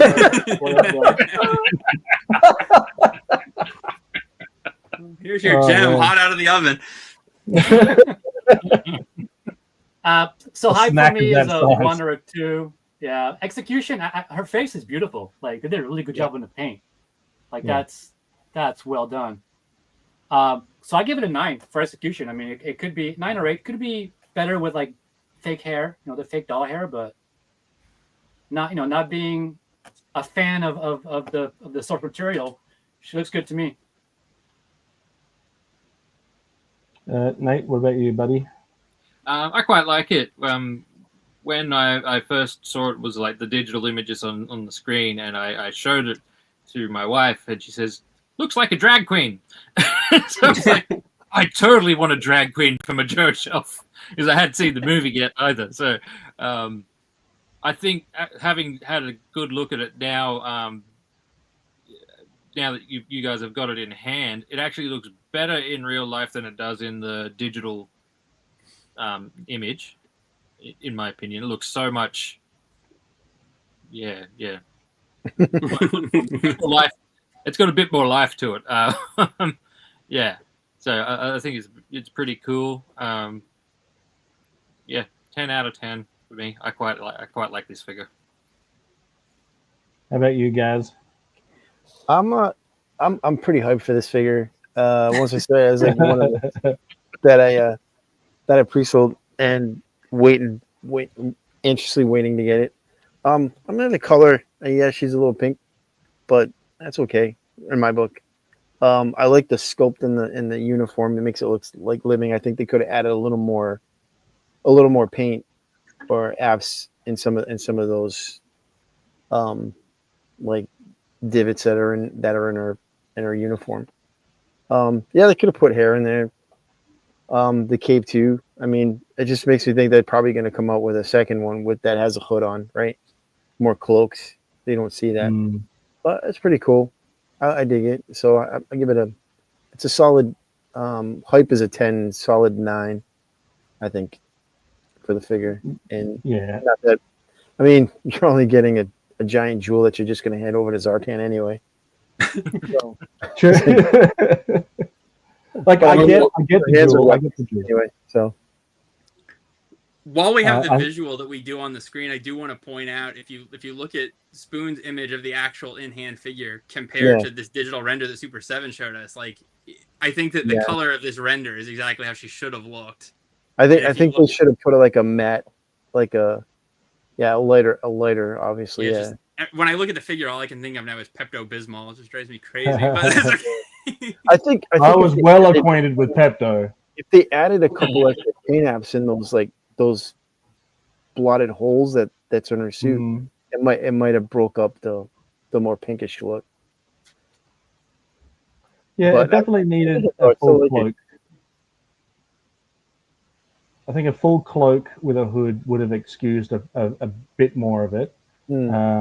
Accessory wise, I do think it needs the eels for that token opening shot where you see Parthena for the first time. What do we got there, Ed? Oh, I just wanted to point this out that the card art does actually show her wearing a full cloak. You see that? Yeah. The shoulder stuff, yeah. So definitely. And what's interesting is this is the flagship character. They didn't do a group shot that I could find. They just show off Pythona as the selling point for this wave. But I think the real selling point is this guy, Big Lob. He made the move finally into the wave, and no, he got an early release in O-ring form. But I don't want a repainted Mercer. I want this guy. And I'll quickly give mine. I think it's a 10 out of 10 for hype. I think the name I heard the most next to Pythona for who they should have in this wave was Big Lob. And I think that it was a testament that they waited 5 waves to get him out so they could do it, execute it excellently. He's got an appropriate weapon. He's got the accessory of the bandolier, which is removable, which is not outside of the realm of possibility for G.I. Joe at this time. And I'm not sure why he shares the same number 14 as he does with Bazooka. Not sure the story behind that. But it's a 10 all around for me. The only thing he could have had more is maybe a basketball. But I'll throw it over to Adam. Here, I'm gonna catch your basketball. Here we go. So, the only thing I'm gonna say accessory-wise, I agree with you about the basketball. It's strange to me that in his card art, he's holding a grenade that he can throw that he doesn't actually have. That's a weird thing. Just from like a marketing standpoint, you probably don't want to advertise him using an accessory he doesn't have. But okay, so that out of the way. So that 2010 Collectors Club exclusive Big Lob with the Mercer head. At the time that figure was shown, that was possibly the single most excited I'd been for a G.I. Joe figure in my adult life. Because it finally felt like I can't believe it. We're going to go back and finish the movie. That was the one you talk about, wait a minute, there's only 5 of you. Where's the 6th? The 6th Rawhide finally showed up. In my opinion, I was so excited. But that figure obviously left a lot to be desired. But it's funny. It's kind of like a childhood imagination thing. Like when you don't have anything to represent a character at all, and then you have something to represent it, something's better than nothing, so you just accept it. So I was like, for the longest time, I was like, this is good enough. At least, Big Lob exists. And then obviously years later, they made another 4-inch one, and that was, again, not the best, but good enough. But But then I saw this. This figure is perfect in the execution of this figure is absolutely perfect. The fact that he's taller like that, I mean, you know, earlier when I talked about how like some of them were like too thin for my liking or not defined enough or whatever. Well, for a basketball player, for a tall figure, this works perfectly. Everything about this. Again, this figure does not have painted flesh. He's completely molded, so his detail shows through perfectly. This figure looks like he could fit in with the 1987 figures if you want him to. The only thing about this figure at all that doesn't look like it's from 1987, in my opinion, is the unpainted rivets. I love this figure. I think that obviously Pythona, just from a design standpoint, is a more interesting, unique design. Like this is just a human guy, you know. Like there's nothing spectacular about his look, but for what the character entails, it couldn't have been done any better if they tried. Everything about it is perfect. They translated his like the kind of weird shape of his cartoon afro. They translated that to 3D perfectly. Again, it's just one of those ones I can't say enough good about it. I think, in my opinion, there's a little gray area about what my favorite figure in the whole line is because the hallmarks I measure that with are not consistent. Like, you know, like a little down the road spoiler here. I really love the Zebra Zartan figure because he's unique to this line and he's not based on anything. But this figure, for being something that is based on pre-existing media that we didn't have or that we didn't have really well done like this, I cannot possibly say enough good things about this figure. Like, I think if I was going to tell someone that didn't own any of these figures, like which one to get to kind of, you know, have as a feeler, if you want to get into this line, this is the figure to buy, in my opinion. It's so well executed. So, needless to say, hype, 10 out of 10. Accessory, there's not much to say. You know, he doesn't have anything in the movie other than a grenade and this rifle. So, you know, it is what it is. Fine. It's almost negligible, but the figure itself, absolutely perfect. Like, not a single thing I would change. 10, 10, 10, 10, 10.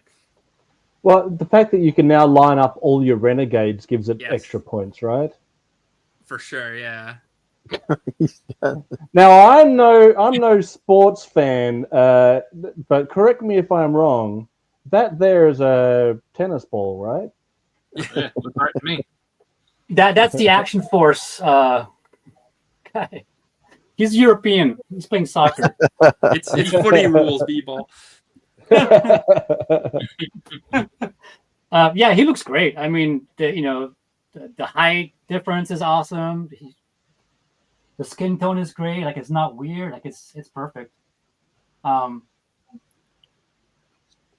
What's the background on the 14? The same as Bazooka? Is that just a shout out that they did to Bazooka, or is that's 14... something that a lot of us have discussed over the years. We're not really sure about Big Lob. So the number 14 on Bazooka is supposed to be representative of Steve Grogan, who was the New England Patriots quarterback at the time, and of course Hasbro is headquartered in Rhode Island, which is where the New England Patriots are from. So that's why his jersey is those colors and has those numbers.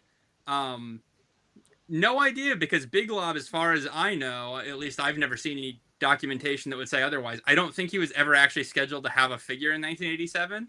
So I've never seen any kind of like sculpt input sheet that would give you any information that could say for certain if he was supposed to have the number 14. So I don't know if that's just something the animators did, you know, because they were familiar with Bazooka. Like, yeah, no idea, but I would love to know. So if anyone does have the answer, please put it out there into the world. I think we're all very curious about that. Yeah, I know he's a big fan favorite, so you know they delivered, right? I mean, it's so crazy that the movie introduced so many characters that they didn't give figures to, like, is at all. Like, not even down the line did they go, all right, let's do Big Lob before the, you know, or Pythona. So weird. Yeah. And his face is being very narrow too, which is very cool. Like, he's very different. Yeah. So what I did for, sorry to catch you off real quick there. What I did is I went on to, let me just turn the brightness down. Can you see it? No, my phone. No, it's. Do the thing. Oh, see that? You can see it just really quickly. Oh, yes.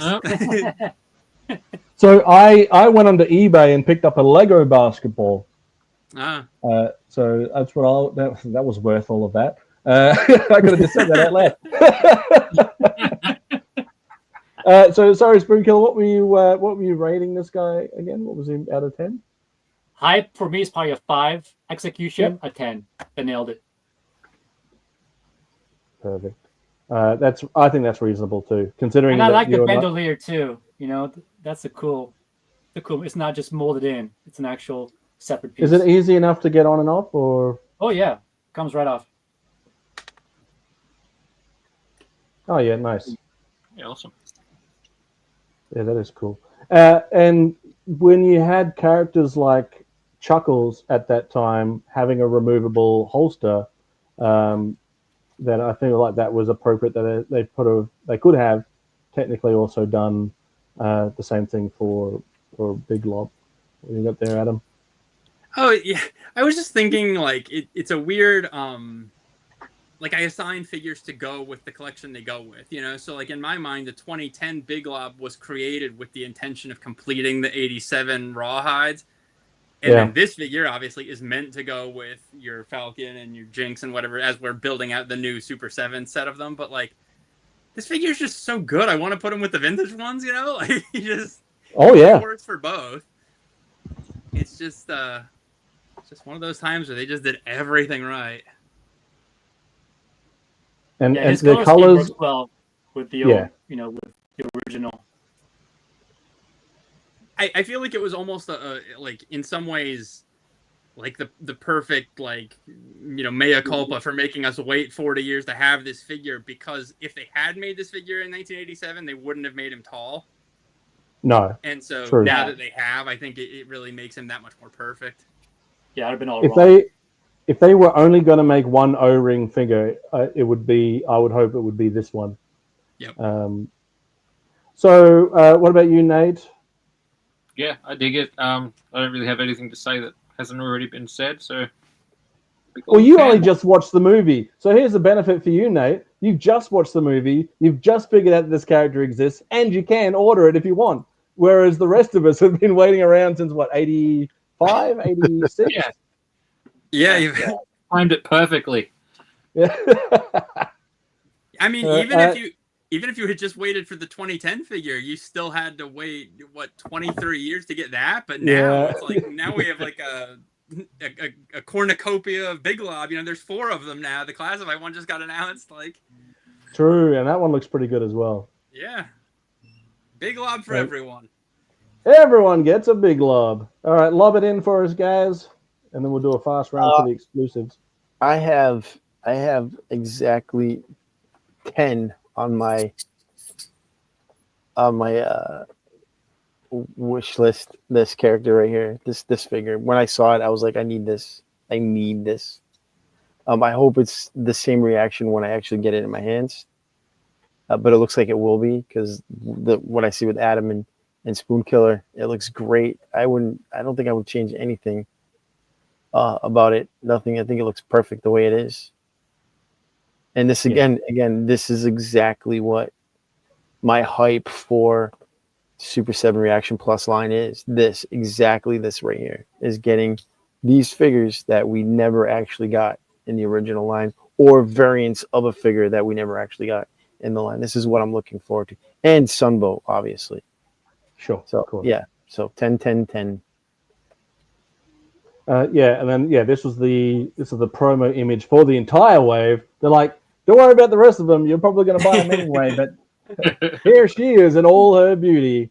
And so it's interesting that this is the flagship character, and they fumbled it not terribly, but just enough. So now let's go to the exclusives. Wow. This is where, if you're a let me just remove this one, add this one. If you're just getting into it and you want to be a completist, Nate, you might be struggling here. you might be shit out of luck. Well, they may re-release a couple figures, see how they sell. Yeah, maybe. So some of these were extremely hard to get. Some of them were impossible to get. Adam was able to send me at least one of these on the exclusive list. And some helpful fella on the His Tank website sent me another one. So let's go through them. These are not in order of years that they were released. These are in orders of however I saved them, and so just live with it. But I do know that I started with one that I think that Gazz will appreciate. This is the only I have of it, and this is the new Tiger Force one. He comes with a backpack, not shown, but I don't know who has this. Say again. Why does he have a sword? Someone smarter than me is going to answer that question. I mean, I can give you the speculative answer. Okay. Tiger Force is a jungle team, so I think he really was meant to have something more akin to a machete because he's chopping his way through the brush of the jungle is the best I can come up with. He's on his way to the jungle. And he's like, Snake Eyes, I need your sword. Yeah. So, Adam, have you got this one? I've got it on the way from eBay. It's probably going to arrive in like 2 days, so I don't have it in hand yet. Unfortunately, the two targets near me have both completely stopped carrying Super 7 Joes. So when I find myself in situations like this, that's the only option these days, unfortunately. So don't have it in hand yet. How much over retail price did you pay? Not too bad. I think all in like maybe $12 over. So, you know, if you figure 7 of that went to shipping anyway, I figure if I paid somebody $5 for their time to go buy something, pack it, drive it to a post office, like, you know, it's the cost of being a collector once in a while, you know. You win some, you lose some. I paid the guy the cost of it plus postage, and postage was what killed. What killed it? Shout out to that guy. Sorry, I can't remember the name of the fella on His Tank, but good on him though. Good on him for doing that for me. But it's go on. Go. Well, I was just going to say that the it's a similar look for his card art, but notice how they haven't changed his hair color in this Tiger Force version. He's still blonde, dude.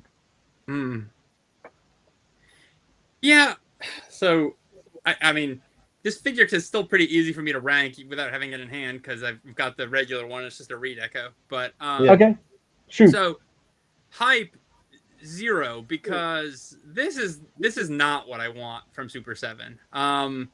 This Tiger Force doesn't exist in Sunbow, other than a toy commercial, I guess, if you want to be real technical. Yeah. So this is basically just a modern repaint of a figure they already did that's not based on any kind of source material. And so in that way, it feels like they're just homaging a previous Hasbro figure, and that's uninteresting to me. So I don't want that in any way.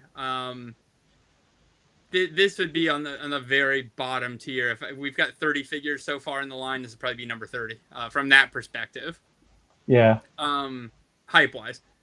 Accessories, again, you know, why does he have a sword and not have a machete if it's what I think it's supposed to be? So that, although, you know, if the you art, look in the art has bottom right, the sword.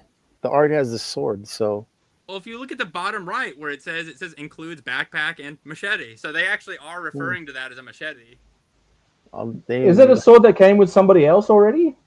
It looks like Snake Eyes' sword. Like it looks like his sword that it came like version 2. A little bit. Yeah. I know there was an episode of G.I. Joe where he had like a laser sword. Yeah, that is no, maybe it's extremely similar to this, but it looks like it is. Is it the same exact one? It looks like it. And if you look at the card art, that's what he's holding in his hand. Okay, so yeah, I don't accessories. I don't love that, but you know, I mean, I appreciate that he comes with a backpack, which the version 1 did not. So you know, by the power of Grayskull, Duke. Yeah, so you know, hype 0, accessories 2, figure. For that. Yeah. Why is he pointing? What's his problem? Yeah. It's like, hey, look at my sword. Gladiator fight between the jungle. Did he have the laser sword in the gladiator fight, or was it a regular sword? Laser sword, I believe. Laser sword. Yeah. Okay. It's just there isn't much there on this one. I don't hate it, but I'm also not excited about it. The best I can say is that having the blonde hair might make him match the Tiger Force toy commercial. So at least it's a little different than if you want to be real technical. But yeah, this is a very uninspired figure in my opinion. Oh yeah, he's given orders. Fair enough. That's why he's pointing. Okay, so Spoonkiller, where are you sitting on? Do you have this guy? Is he? I do not. I have none of the Target exclusives because Target sucks. Yeah, I feel you, buddy. You can't buy online from them. They're never in stores. It's. I wish they wouldn't, have these for them, right? These should be available at least from Super7 directly after a month or something. Yeah, because Target will it's impossible.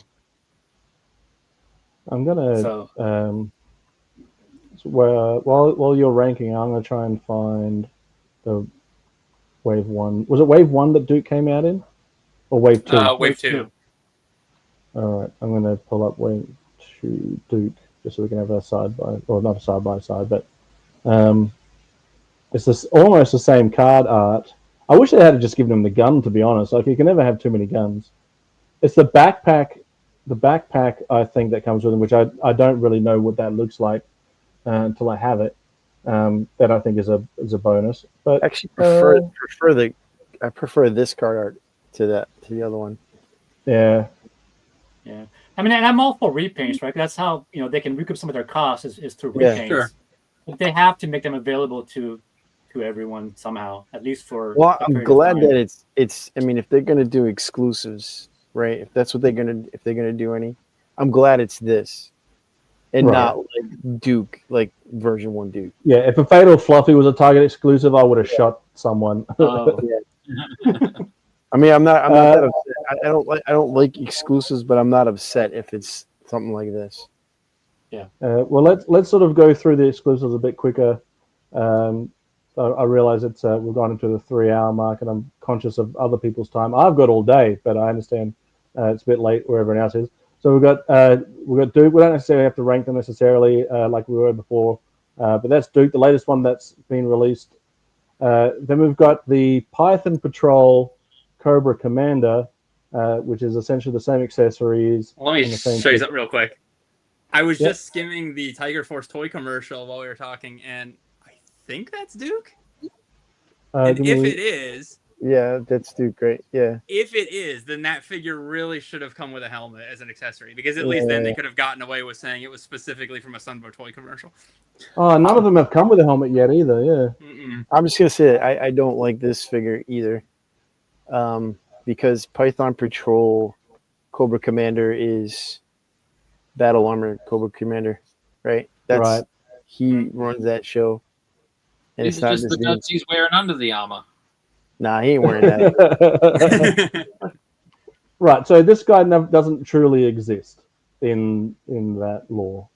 But Adam, quick off the bat, what do you reckon about the Python Patrol? So I actually really like this figure. The reason I really like this figure is, I think, the opposite reason of what you were just saying about that that should be battle armor or whatever. Like, I like this figure for the opposite. I like this figure for the reason that I don't like Tiger Force Duke, which is that he is just rehash of something that already exists. At least this figure is giving us something unique to this line. Like, if you're gonna do a creative repaint, and obviously we all understand repaints are a necessary evil. If you're gonna have a repaint, at least this is something where they got a little creative and they did something that's totally their own, So I can appreciate that. This particular deco is actually based on a 5 POA previous Super 7 figure, so it already has a little lore too, which I think is kind of fun. That is cool. And I just think the colors are really nice too. Like, it's a cool deco. I mean, he's holding. He's definitely well executed. Yeah, I mean, any of the comments that I made about the version 1 figure, like with his torso leaning weird and stuff like that, like, obviously that all still applies here because it's the same exact figure. But yeah, it's just cool colors. Obviously no hype for me because didn't even know it was coming. Accessories, nothing really exciting, but he's a neat figure on the shelf. He certainly stands out. So he's a good 7 or 8 for me. Yeah, I don't disagree. I think was this one of the ones that you sent me, Adam? Yes. Must be because I don't have a Target. Yeah, so we were able to work out a deal. I sent some Adam's way. Adam sent some my way, and so thanks to Adam, I was able to complete my collection of Super 7. Like I'm all in, and it's I don't know whether it's a problem or not, but I feel like it might start becoming a problem. Spoonkiller, how about yourself? You're a big fan. Look at this guy; he's ready for bed. He looks like, come on, Pajama Party Cobra Commander. That's what he looks like to me. He's wearing PJs. PJs. PJ Patrol.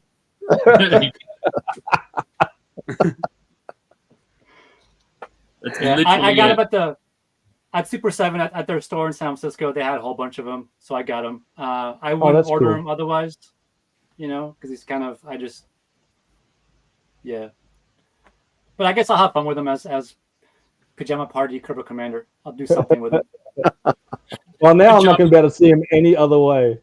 Pajama Force G.I. Joe's is literally like one of my ideas in my list of customs to make. Let's make it happen, Nate. Yeah. Do you see like Cobra Commander wearing like Scrooge? Like they all Scrooge. come with Bunny pillows. slippers.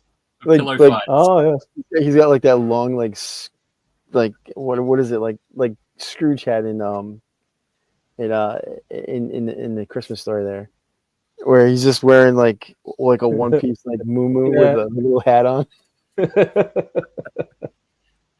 This is a good point that this is a companion piece to your regular line of GI Joes. We'll keep plowing through these, but overall, I think the consensus is that people are okay with it. Adam really loves it, and I kind of like it. Yeah, I despise an exclusive, but I won't hold it against the figures. Okay, so it's still a 10 for you, Nate? Oh yeah. And you don't have this one, do you, Gaz? No, I don't. I'm not going to get one either. No, fair enough. Sorry. Here's an interesting one. So it's a new sculpt of the bat in more of its original style or cartoon style with the head. So they've gone as far as to sculpt themselves and a whole new head for it. I mean, you can't.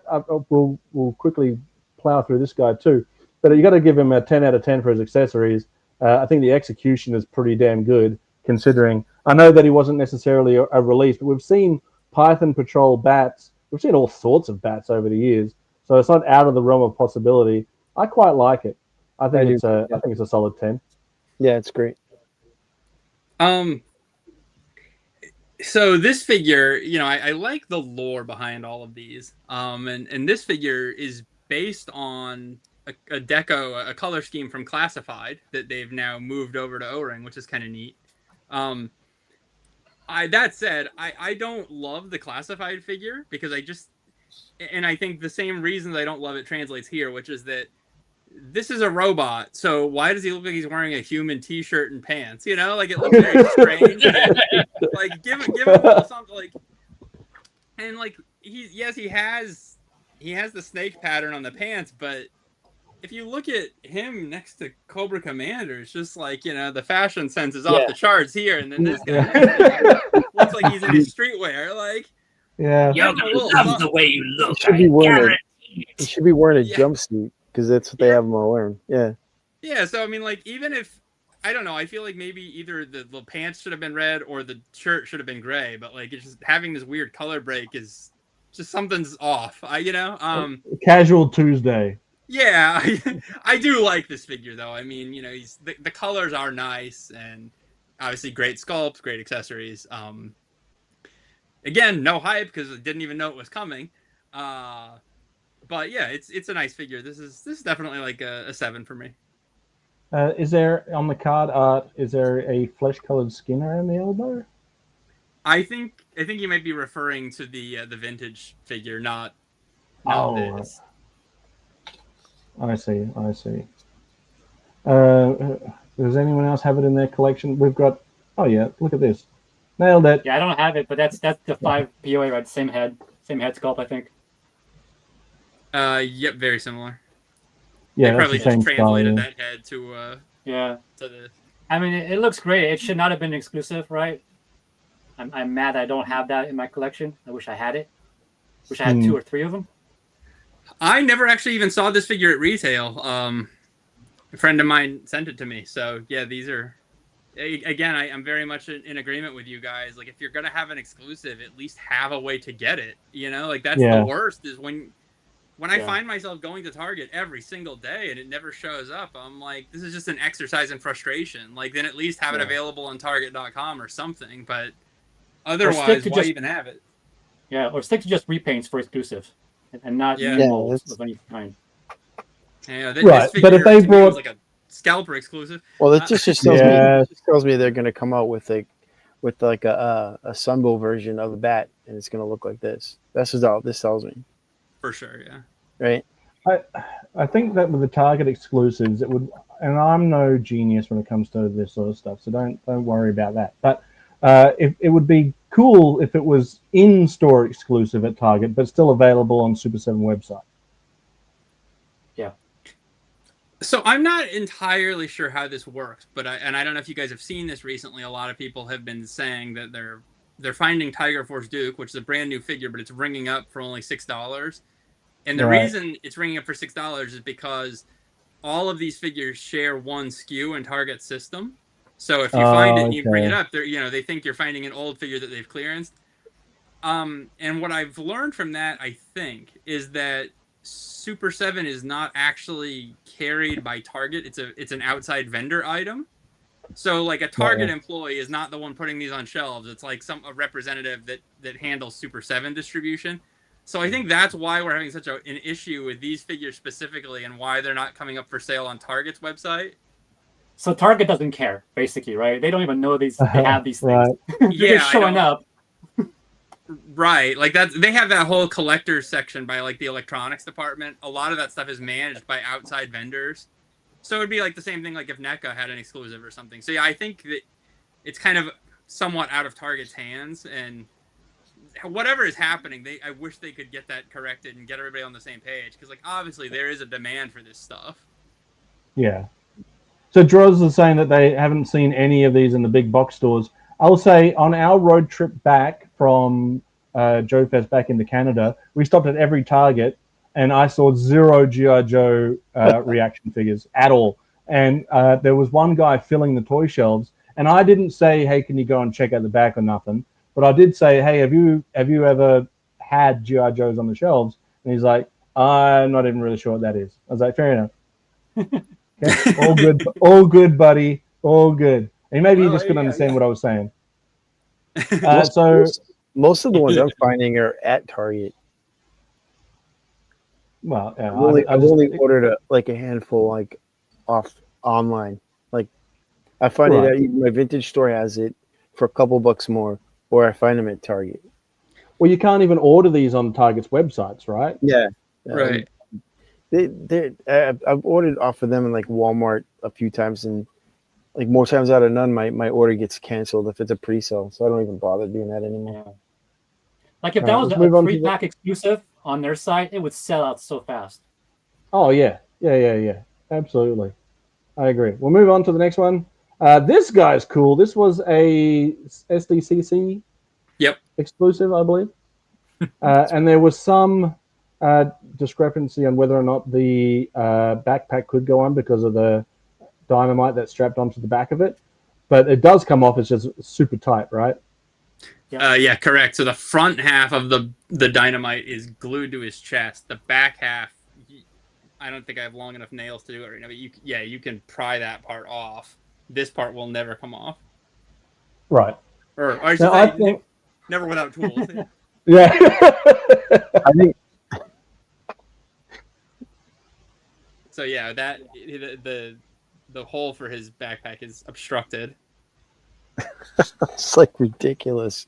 He's strapping dynamite to a robot. It is worth mentioning the packaging for this figure is wild. Yeah. Oh, it's so good. So cool, right? And you see it's even got the bullet holes. Bullet holes, yeah. And same with the back. It's got the comic panels that show the scene where the guy jumps on the bomb. Imagine if they did that for all the comic style figures. I would think that the power core in a bat is strong enough to make a massive like a lot of damage. I don't think you can just strap dynamite to it, but it's just ridiculous. It's cool.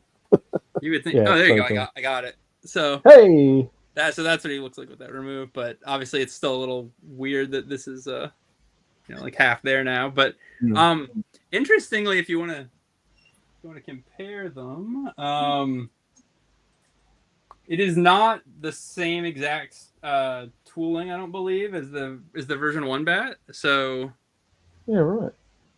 or maybe Is it swivel head? Swivel head or bobble head? Yeah, so they're Ball both joint. swivel, but Yeah. So this, I guess maybe it is the same. I'm not sure. This like Yeah, little it's Yeah, just a slight repaint here and there. that's like yeah, around the square piece with the visor. circle is a part of this. Yeah. So yeah, it's the same figure. Little differences. See the silver accent on the boot there. Oh But yeah, and the face plate. overall, I wish basically- it'd been the same. I wish it hadn't done that. I wish they were the same. Yeah. If I had one of these, I would pretend that it wasn't dynamite. He's just a hot dog delivery bat. Yeah. I can Yeah. see that. No. Now that hold on. Here we go. All right. You got- Well, we're at the 3 hour ish, almost 3.5 hours. If You've you're got- still kicking with us, hit that like There you button, please. Hot dog delivery. That's what I said on my wedding night. Hello. She's still waiting. Oh. Yeah, she was expecting a full hot dog, not a cocktail wiener. Hey, how did you know? Who told you? Who told you? All right, so what do you reckon out of 10 then, Adam? Let's give this one to, because we did compare it to the other one. Yeah, hype low because it's just a variation on the same idea basically. Accessories, the bomber on the chest or whatever is pretty cool, but otherwise this is virtually the same figure head to toe. So I think I gave the first one a 7, and I by default I pretty much have to stick to that or I would be inconsistent. So 7 here too. So I think I got mine straight from the Super7 website, which is great because I was never going to make it to San Diego Comic-Con.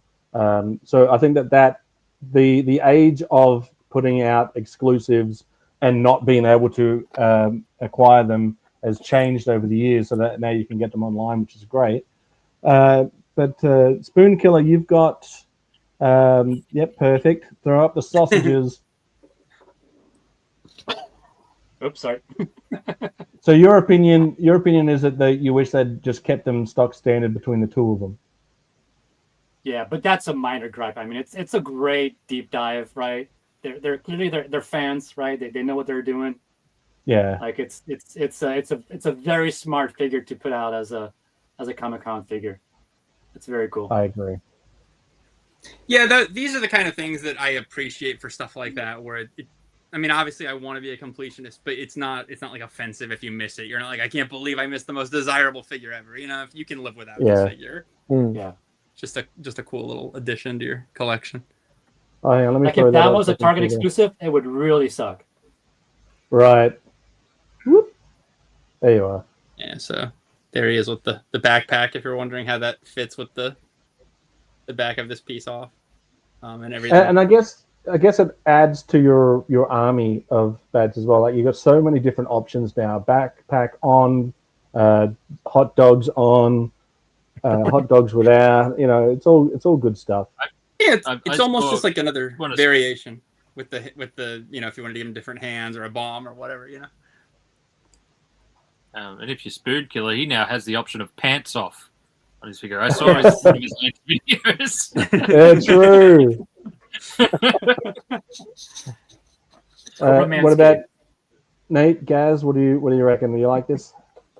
Yeah, I think it's neat. cool. It's neat. Yeah. That's neat.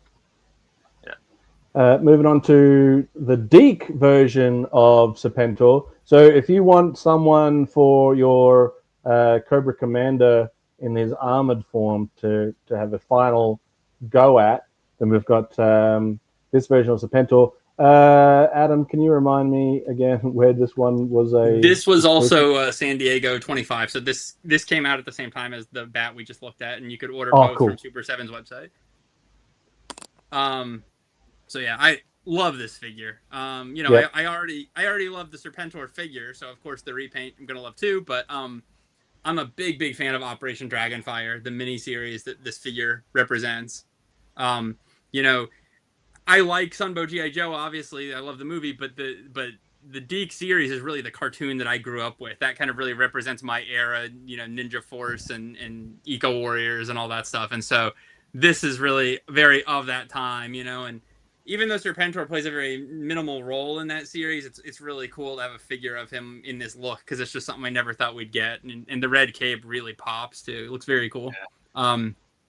Same thing, you know. Accessory is very minimal here, like it's just a dagger. He doesn't have the air chariot in this cartoon, so you know I don't really feel the absence of it so much here. I would have loved for him to have come with the iguana. I think this would have been the perfect place for that, but you know that's okay. I mean, I get it's just supposed to be a con exclusive. It's just an easy repaint. The little pop of blue there on his wrist is kind of nice. Oh yes. And then let me give you a side by side here. So just to, I mean, you know, it's just like, obviously I think the standard is the better color, of course, if you were gonna pick one, but this is a very nice repaint. Like it just I think it really stands out, and I can't imagine that this is something we're ever gonna see again, like in Classified or you know any other thing from Hasbro. So like it's just it really is a unique take on Serpentor if you've got a little collection of them, you know, like it's gonna be your only one with a red cape more than likely. So he's very cool. I think I prefer the deep colored one, but now that you put them side by side. Yeah, me too. It's just, yeah. Yeah, I mean, like he doesn't. I always would describe Serpentor as looking very like regal or majestic, or like the first words that come to mind. You know, like gold and emerald green are like very expensive colors. This figure is just more fun to me, I think. Yeah. I prefer him as an iguana. Yeah. So sorry, Adam. Did you rank them? Oh, yeah. So accessories very low. I mean, you know, just a dagger. So I mean, you know, 2, 3, whatever. I mean, I would have loved for him to have had the iguana. Hype again very low because I wouldn't have known he was coming. But I'll say, I guess the hype of getting him in the mail was kind of high. I was excited to have him. Yeah. And the actual figure is really nice. I think the figure's probably at least a 9. Here's another better look at them side by side. Perfect. It's Patrick Stewart. I can't believe it. Stewart's. Look at the Stuart eye Patrick detail and Patrick too Stewart. on the helmet. Oh It's yeah. way cooler. Yeah, it Oh does. yeah, the painted pupil is very cool. You just take that green cape off and put it on the other one. Yeah. Yeah. Oh, it doesn't work. The helmet's blocking. Less tough. This I command. Make it so, Viper. Yeah, I think the only thing missing is having the spear from the Sunbow version to throw at Duke, but I do think the flesh-colored hands. I don't know if I prefer necessarily. I know it's cartoon accurate, but I like the red logo as well. The red Cobra logo. That's Makes it stand out, yeah. Oh, sorry, Spoonkiller. I'm talking over your time. Go for it. No, he's great. I give him a 9. Yeah, he's love it. Gazz, Nate. Yeah, he's a solid repaint. Big old 10. Same as the other time. Whatever that No, was. yeah, prefer my world-dominating Cobra Commander. So now, being as I am a Cold Slither fan, particularly this figure, when they were announcing that these were coming out from 3 different locations, and I'll let Adam talk on this a little bit more than I would, because I would just go on and on and on.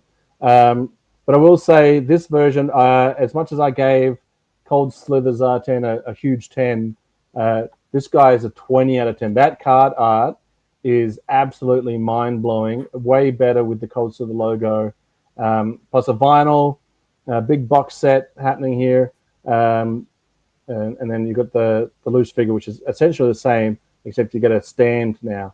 And that's what G.I. Joe really needs. This line is lacking, is having stands. But Adam, I'll let you take it away and talk about this version. Yeah, so the We might as well- packaging of this, the packaging of this figure I thought was really cool. Of course, you know, like it's definitely more eye catching than the original. The figure itself literally has no visible difference whatsoever from the Wave 3 figure. So initially, before we had it in hand, a lot of us were speculating, well, what difference, if any, is there? Now, of course, he comes with that stand you talked about, and the stand is very cool because that doubles as a 45 adapter for your record player. So the figure can actually stand on your record player while the record is playing and spin, which is really cool looking. Cool. Yeah, that is cool. I don't know. Hopefully, this will show up on the screen here. There's literally only one difference between these two figures, and it's so minor. And it's that when you put them in UV light and they turn color, the San Diego exclusive one is this one. His head and his lower hands turn like maybe 10% darker in sunlight. That's it. So when you have these two figures next to each other on a shelf, they're completely indistinguishable, other than that one of them comes with a stand. So from that standpoint, I was kind of irritated by this figure because it cost $60 before tax or shipping.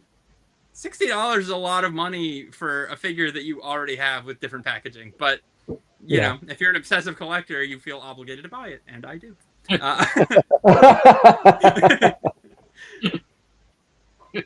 So this one was, if I can you remind me where this one was from This again? one was available on Walmart.com or direct from Super7 themselves. And I think that's probably where most of us got it, because if you bought the Bat and Serpentor, you could also get this figure at the same time, so they'd all ship at once. See you, buddy. Thanks for hanging in there. Ken's dropped in. Whoop, you're still on. Yep, we're at 3.5 hours, still going strong. So when I heard that this was a Walmart exclusive, I was like, far out. I'm not going to get it now. But then Super7 had it on the website. I was like, hey, far out. I'm going to get it now. But yeah, it's each record has a different set of songs on it. And I think that the record itself on this one looks the most like pizza. I don't. Oh, sorry. I was going to say the nicest thing I can say about this figure. Come on, there we go. Is that the packaging is very cool. You know, it really does feel like you're getting a very deluxe offering. I like the way that it's assembled. And you got a guitar pick. Yeah, the guitar pick is cool. I mean, so here's the. You know, so when I say that you're paying $60 for a figure you already have, I mean, that's slightly incorrect. You're paying $60 for all this stuff, but if you're, you know, it is a very cool looking record, right? Right. Yes. But, you know, if you're me and you really were just buying this for the figure, then I think you feel like I got all this other stuff I didn't necessarily, you know, want or need. But so here you go. Here's the, just so you can see that this is the Wave 3 figure. This is the exclusive. So, I mean, like, literally indistinguishable. But would you agree that the card itself is superior, though? Oh yeah, I mean, just aesthetically, yeah, it's wild compared to the other one. It's a very cool visual. Yeah, the packaging looks better, obviously. Yeah, that's always be better. A strong area of Super7. They really are big believers, and they get a tour poster. But yeah, they've always been big into really cool, unique, elaborate packaging. So I appreciate that. Here's the. Oh, nice. Awesome. So you know that's all pretty cool, right? I like because they've done the funky records. Like no two of those records is going to be the same. So everyone who's bought one is going to have their own unique record. And if you don't already have the Wave 3 figure, then like, you know, by all means you should be getting this, because the set is awesome. But it's just I think because we already had that figure, it's so similar. It's like. And also, like, I already have the complete Cold Slither soundtrack on CD and vinyl, so like I have all these songs already too. So like, it's a very nice presentation. But no, you have a 45. Yeah, that's so just real quick, because I think that'd be awesome. I think. Sorry, what was that, Nate? I just said this is something I would definitely buy for display. Like, it's just like in the box itself looks great. Pull the cover off, looks great. Individually piece looks great. There's no bad side to it. Even the back You know- side of the box looks great. You know who doesn't like it? Who? Sorry, Pizza. So because hang on, let's get just a quick squiz. This is what Cobra Commander thinks of it. What's going on here? Whoa. It's the Daily Show. Put some pants on, man. Phil's a Get out of my fan. house. So I think only Adam and I own out of the group here that we're the only ones that own this set. Is that accurate? Spoonkiller, you don't have this set, do you? I don't have one. I'm not a collector. I need just one figure to mess with, and that's it. I'm good. But Yeah, it's a fair great box, man. If I was collecting, this is awesome. Yeah, it's a nice. Great It's a nice packaging. looking package altogether. Yeah. All right, so there was another exclusive, this time with a more of a regular Cartan inspired look to it. Different record, different box, everything color wise is different on it. And it comes with the same guitar, same microphone, but in a different color. And I was mentioning to Adam before that I wish they had have done the guitar in the skiff colors, so it looked like his swamp skier. It would have looked so cool. That So was cool, a but huge missed opportunity. I think this is the only one you don't have, Adam. Yep, so this is the only figure in the line I don't have. The day that this went up for sale, there was like a million other convention exclusives going up at all these different sites because, you know, I collect a lot of other things besides just G.I. Joe. And I thought at the time, because this was Big Bad Toy Store and they're one of the biggest retail partners, I thought they probably have an abundance of these things. And also, this is one of the least interesting figures of the whole line to me because it's a weird amalgamation. Like, these are his Sunbow cartoon colors, and you know they're going to release a version 1 Zartan like this one day. There's no way they don't. So why would you paint Cold Slither like this? Like, you know, they turned like his hair color into the color of his hood. Like, it's just a strange figure to me. And so I didn't feel an immediacy to buy it. I was like, oh, it'll be there in a week or whatever. Well, spoiler, it wasn't. It sold out in one day. It is not on the secondary market. Like, just nobody's selling this figure. I don't know if they just didn't make a lot of them or what, but yeah, it's just like nowhere to be found. So I horribly regret having not bought it. But honestly, you know, other than for completion's sake, I find this figure to be very uninteresting. You just kind of a strange, like, half-cooked idea. I feel like there's something way cooler that could have been done with it. I have to agree with you because it's just like, I mean, it's cool that it's the colors of Zartan, but it's like it's just painted over. And yeah, I mean, if it was like a different chest or whatever, maybe, but yeah, I'm not digging it. I kind of like it because it's that cartoon look. And I mentioned this to Adam before. It's like a what if. Like, it's like, what if in that cartoon he was wearing this as a rock star outfit, but it was his regular cartoon colors. If he was wearing it, it'd be like, hey, it's Zartan up there. What's going on? yeah, Yeah, exactly. So the pads are painted on. The hair is the hood color, but the hair was present sort of in the cartoon. It's sort of kind of mixed around, right? So I don't hate it. This was the easiest one for me to get because it was just Big Bad Toy Store. So easy. I like it when it's easy. But I think the one that we were most excited for, and Adam will agree, was this next one, which was this leopard print guy. Everyone that's a hair metal guy from the 80s knows this is the look to go for. And the record has that same sort of look to it. The cover... Said Zartan trying to be David Lee Roth. Yeah, well, he's got like the blue in the eye shadow-ish sort of stuff. Now I think I'll take it to you, Adam, for this one. So I think you saved possibly my favorite figure of this whole line for last. He's just so awesome. Look at him, man. Like, to me, this is what a repaint is for, you know? Yeah. If you've got a figure that has no preconceived notions about it, you had this weird, unique sculpt from Cold Slither. It's so specific to this one episode that there's really nothing you can repaint it into. Just go to town and have fun, you know? And that's what they did. Like, so Zebra Zartan, like, he's just I think this figure epitomizes hair metal. Like, I think this figure looks more like what I would expect Cold Slither to look like than what actual Cold Slither looks like. True. Like, like when I look at this figure, I can practically hear him being like, "Yeah," you know, like he's just got that look about it. Totally. He's giving Yeah, Zumba lessons on Saturdays. Oh well, and also, yeah, I should tell you guys this. Like, I'm a massive Miami Dolphins football fan, and every Sunday I wear my Zubas. So, like, when I saw this figure, I was like, "Oh, this is so cool! He's Zubas," you know. But yeah, you know, and he does. He's got like the David Lee Roth. Like, I want him to do like splits, you know. Yeah, like, yeah. Ooh, he's don't just do it. Totally doing that jump video. He's just swinging behind the band. That's what I just shot smack into both the elbows. Yeah. Yeah, he's just so and they didn't cheap out. Like the underside of the guitar is deco. Oh, too. that's like, cool. Nice. I don't know. Yeah, I think it's just- I'd give this Sartan the first Sartan that zebra guitar, and give this Sartan the yellow guitar. Yeah. Oh, that Yeah, it'd be good contrast. You want to see what that looks like? Let's Yeah. Yeah, let's do it. So Let's where do a was this one switcheroo. available from, Adam? Where did you get yours This- from? I got mine from a different place.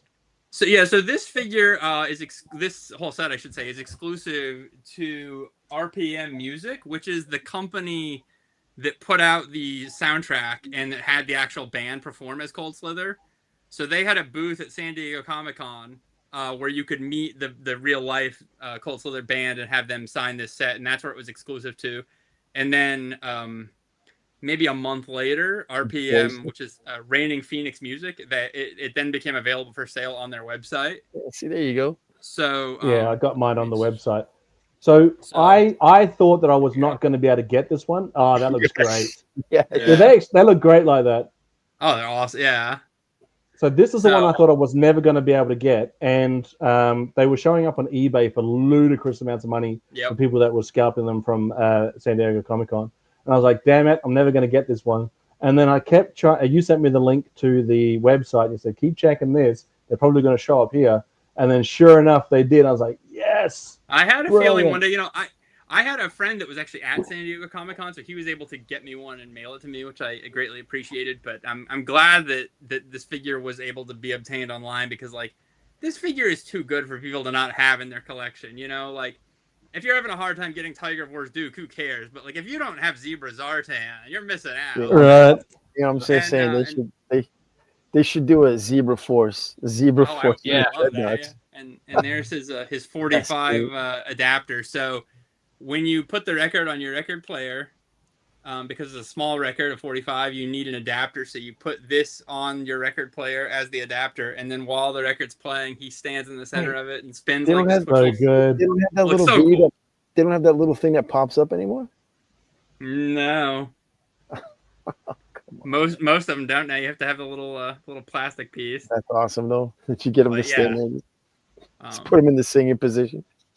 Yeah, but this figure just rules, man. Like there's really only, I guess this. If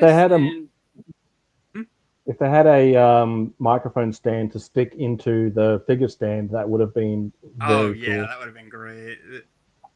But this figure and Python Cobra Commander, I believe, are the only two completely unique to Super 7 original designs thus far. Everything else is homaging or based on something else. So clearly, this is the more exciting, interesting figure than that Cobra Commander. Although, you know, he's pretty wild too. But yeah, this is just this. I prefer that Zartan. Yeah. Yeah. So I think if I was to look at the line as a whole right now, like maybe Fatal, Fluffy, Big Lob, and Zartan are like the three like absolutely essential must-owns thus far. I think if you want to have an eclectic bunch of figures, these are the ones to get. But that's exactly But Zartan, 10,000 out of 10. Like So that's it as far as the G.I. Joes are concerned. But if you'll indulge me just for a little bit longer, I know we've almost hit 4 hours here, but I can run through these real quick. And some of these I don't know if Gazz is aware of all of these other ones yet. So I want to kick off with some other Super 7 O-ring style Reaction Plus figures. Just kick them off real quick. We got the Micronauts which kicked off Wave 1. I don't know if we're going to get any more Micronauts or not, but they brought out this guy called Biotron. I'm not too familiar with Micronauts, but the cool thing about them is that, well, not only do they look cool, I don't have any of these in my collection, but the backpack is like a tread thing, which I guess the original guy had. And he looks pretty cool in his action shot. After taking this pick, I was like, you know what? I'm going to see if they're still available online. And they are, so I'm going to pick these guys up now. And you could also get Baron Kazar. I think that's his name. Ooh. This guy looks badass. I think I'm going to have to give me one of those. And he has a backpack, which is these rockets. And, I mean, come on. That looks cool. Check this He's guy like Iron out. Blood and Darth Vader put together. I'm just trying to think Yes. how I can integrate that into my G.I. Joe universe. It's an upscaled bat, Crazy. new bat, or it's Iron Blood in battle armor. Yep. But does anybody own these? Because I don't yet, but I'm gonna now that I've got a better look at them. I've looked at them a few times and I've been very tempted, but I don't. It was a Pandora's box that I was scared to open. Yeah, I don't own them. I have seen them at Target in person, and they look pretty cool.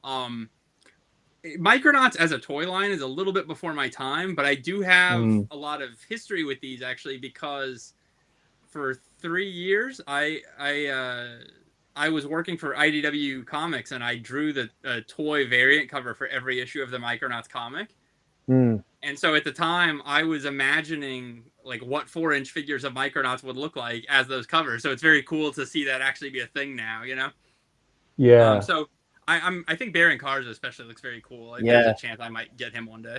Yeah, I think so. Yeah, he looks great there, but damn, does he look awesome there. Yeah. Patrick's got them and says they're cool.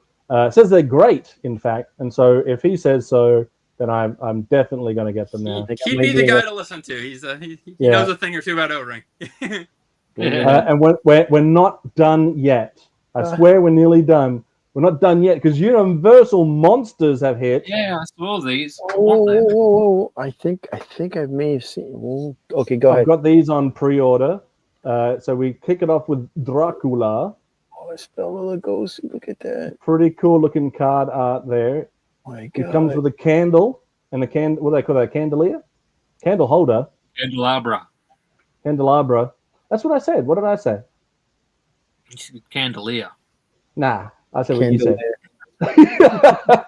But either way, see, now this is a cool way to do a cape. Like they haven't skimped out cape-wise here, right? That's over the shoulders. Yeah, that's the first thought I had looking at this is why does Dracula get to have that, but all of ours have to have the hole punches with the arms through? Yeah, it's something. Is it fabric? It looks like It looks it is. thick. I'm not sure. No, it looks like No, it's fabric. Yeah, that's It cloth. looks like it definitely is on the side anyway. Yeah, if you look under his elbow, if you go down, it looks And like cloth. was that string under the tie there? Yeah, do we have a back view of this figure? I don't have one. It almost I don't looks have like them. from the shoulders up, it's plastic, and then everything down is fabric, just based on this photo anyway. Yeah. It looks very cool. Crash is here. Sup? You could. Oh man. Oh, nice. Things you Okay, could- so Okay, yeah. Joel Joel's versus. Okay, there you go. Damn, yeah, this is cool. I like this. what they should have done with Pythona. But cheers, Patrick. Appreciate your knowledge, buddy. You know what they say. Hang on. One more time. Because knowing is half the battle. Space Commando. I mean, look at the. So the cape is all fabric with red glue inside the black. Oh, interesting. Yeah, that's cool. That's an expensive cape to produce. You know what? I like anything Universal Monsters. So a case that would highlight those would be great. Yeah, I like it. And then you got the Wolfman. Ooh, and it comes with the cane. Oh, that's sweet. Yeah. So that's a great accessory, I think, for the Wolfman. And then I think, like, obviously that's a very classic Wolfman. Like his jeans and his shirt, like they're still pretty well And I know that that's movie accurate, but I mean, Now, at some point, they're going to release the Back to the Future Marty McFly, right? So you take that head on Oh yeah, Marty's body and have Teen Yeah. Wolf. yeah. true. And then I think Gazz's favorite. Oh Ooh, who we got coming yeah. up? Oh, That's a great. I'd love that as a poster. oh, The yeah. creature from the Black Mm. Lagoon with two. Yeah, that's a high freshwater fiber hands. hydro viper right there. Yep. No, that's a sin. This guy would eat Wolfman's Pied Piper. feet. Wolfman's feet are neat. They don't have the usual heel of the other O-rings, but he balances well. All right, I'm going to go back and have a quick look at the Wolfman. It's crazy. I see. Yep, I'm very definitely cool. picking these up. I've got them pre-ordered at. Did I get them from? I think I might have ordered a set from Super7 and pre-ordered a set from Big Bad Toy Store because I've already got stuff in my pile of loot. So it's not like it's going to add too much from my postage. One of that Crash's favorites too. There you go. There you go, Gazz. Choice Crash. Yeah. That's a lovely figure. Look at that. Right, man. doesn't need any accessories, so we're all good. Yeah, and I think that figure has so much custom potential too. Like we were Yeah. talking about like if you wanted to make something Cobra Law related or something Hydro Viper, there's all kinds of cool like with those hands and that texture. That's cool. I like it. Plus the colors just really pop. Yeah, it's an awesome figure. I Yeah. like a Sasquatch too. But if they're doing Universal Monsters, you'd have to go the Frankenstein's monster, the Mummy. Brighter Oh, that's Frankenstein. interesting. Visible. Creature does not have a backpack hole, so they Why get is to he- retain the fin sculpt. You don't need any accessories with that guy. Look at his claws, man. Could you imagine the creature with a backpack though, with like a sword hanging out? Yeah. So the God, wolf- I feel like he should have had a backpack hole and then come with a backpack peg that had the missing piece of the fin on it. So if you wanted to put something, fill it back in, you could. Yeah, that's a Yeah. good point. Yeah. it just looks Just good. like- That just looks really good. The card Eventually, art on these is impeccable. Sorry, Nate, what were you saying? I was talking over you. I was just saying, like, yeah, eventually the O-ring will go on these things. Just Oh, that's true. yeah. I mean, Uh-oh. I hope if they're gonna do the whole line. I hope so. You imagine the Invisible Man? He's gonna look great. I already did Every that. packet. Camo Troopers. Yeah, Invisible Man, the Mummy, Frankenstein. Frankenstein's monster would be great. Igor, Dr. Frankenstein. Dr. Frankenstein himself. Who else are we? Jekyll and Hyde. Oh, that'd be cool. That would be cool. But I think the card art for the creature is my favorite. This picture I is love my that picture. Yeah. Very cool. Yeah. Wolfman looks appropriate for I dare them to get the Monster Squad. Do Monster Yes. Squad. As I Wolfman's understand it, got there's some kind of complicated rights issue with that movie, I think, because I've heard people inquiring about that before. That like they're not sure who owns the licensing rights to it. There's some reason there are no toys of it. That's a shame. Is it a Universal movie? No, I don't think so. no, I think it is. Hold on. Or if it is, there's some studio partner or something owns like partial profit sharing rights and merch or something. There's some reason why, but And then just when you think we're all out of O-rings, yeah, we're not. So how great is that for a group shot? Awesome. that's awesome. Yeah. All you need They're not Universal. those kids. They're not Universal. Well, that's No. probably Universal passed on it because they originally they got the okay to do the monsters, and then they I were told see. they couldn't. Yeah. So really nice file cards on the back as well. I don't have the back of the cards. We might do a follow up when I've got these figures in hand. I might do a follow up and have a deep dive look at them. I mean, just the Dracula and the Bela Lugosi. That's a great looking figure. Yeah, so good. Such a great trio too. Because you got to have Dracula. I wonder because they did a pretty good job of getting the likeness right.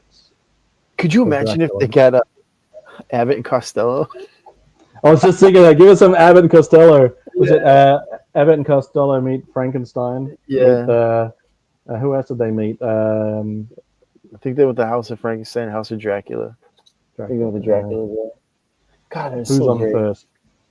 Just when you think we're out, we're not. We've still got coming down the line. I don't know when these are coming out, but we've got good old Mighty McFly with a skateboard. That's cool. Hopefully, there's a peg hole. Yeah, it's gonna be sick. That's cool. It says 2025, but we're getting close to the end of I'm that. liking that. So I need one of those, but the one I want the most is Doc Brown. Now, Doc nice. Brown, not only is he great for a Doc Brown, because he is Doc Brown, but he would also make a really great Dr. Arkeville, I think, for from the Transformers universe. Anyone familiar with Dr. Arkeville? Anyone? Well, let me tell you, he looks like Doc Brown, and then he gets messed up by Megatron, and ends up becoming half cybernetic as well. But yeah, he looks great. If they come out with a DeLorean, so you have Doc Brown, you have Marty, you have Doc Brown standing in front of the Thunder Machine. Yeah. Yeah, and he does have a love-hate relationship with Starscream. But yeah, Dr. Arkeville would be a great addition. Also, I guess you'd make a good Dr. Venom, because if you don't have that the Caucasian version of Blanca. For the DeLorean, look for the Playmobil one if you can find one. Yeah, true. I'll have to keep an eye on for that. And then the last one that they've revealed is the other part of Cold Slither, Marty. Under the Sea, Dan. Enchantment Under the Sea, Marty. So I think like this guy's cool. If they did like a half transparent version of this guy, I think that would be great as well. Oh yeah, definitely. But I think this is cool. I like it. Like I don't think I need it as much as I need the other two. Like that's a yep and that's a yep. And these are all pending license or approval, so the look of them could be different. So their head sculpts might be different, but I think they do an okay representation considering what they're working with, right? Yeah. Yeah. I want the third one for like swapping heads on too. So it's like one of the Joes going out on a date or something. Well, hopefully it's a ball joint and not a swivel. Back to the Future is my all-time favorite movie. I've collected all the previous Super 7 reaction figures. I've also got all the NECA action figures and cool. a lot of other like peripheral toy kind of stuff. Playmobil made figures. I've got all those too. So I'm not super excited about these from the standpoint that we already have so many other and better figures of Back to the Future. But the thing about these is I don't know if, because they're sort of characters, kind of cartoony, if that will allow them to get around the actor likeness rights. Because if it does, then this might open the door for them to be able to make a figure of George McFly, which is something NECA was never able to do. So yeah, I'm definitely like these. I just don't know if there's enough meat on the bone as far as like new ground that hasn't already been covered. So I hope that if they're going to go really all in on this line, I hope that that'll mean we'll get some more unique characters that we've never had in toy form before. I'd like to get a Clint Eastwood from Back to the Future 3. In fact, everybody in their outfits from 3 would be cool. Doc Brown especially. Like, the classic Doc and Marty look has been done as Hot Toys, as Playmobil, as Super 7 2 times over by NECA. So it's like those figures have just been, we need Marty in that like 50s cowboy outfit that he wears to go back to the West. that pink on like rose red. I want a figure covered in manure. Yes. See, so many options. And I think that the accessories they've nailed pretty much. I don't know what else you could give to Marty except for maybe an almanac, but that's not until 2. I mean, I could think of a few things like you could give him. All right, let's have a look. Hang on, let me solo you for a sec. You could give him that guitar, for example. You could give him this poster signed by the whole cast of the movie, but stuff like that. just a little flexing. I really like the Stay Puft behind you there with the Burger King. Yeah. Oh yeah, it's I've been Well, at meaning to least do get his one of those for girlfriend. my Ghostbusters. Do the girlfriend and do Biff as well. Add them in. Yeah. I want the principal. You gotta get the principal. You're a slack. Oh yeah, then he was also from Masters of the Universe. Yeah. Yeah, James Tolkien, Principal Strickland. Yeah, give us a Strickland, please. But I'm thinking also you can have the dog, Einstein. If they're gonna go after licenses like stuff like this, man, they should do stuff like Stargate. Get some of that stuff going. Megaforce. Yeah, well, yeah, of course. All right. Well, let's wrap it up with what we think. A Reservoir Dogs is another great idea. All right. Let's go round table real quick to James Bond, who we think would be a good property to put into the Super 7 Reaction Plus line. Starting with Adam, what do you think?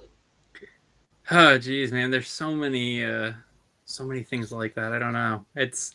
I think that a lot of the like quintessential 80s stuff, but I mean, if we're talking purely fantasy and not stuff that I think would have legal problems that would stop it, then I would love to see Miami Vice, Knight Rider, that kind of stuff.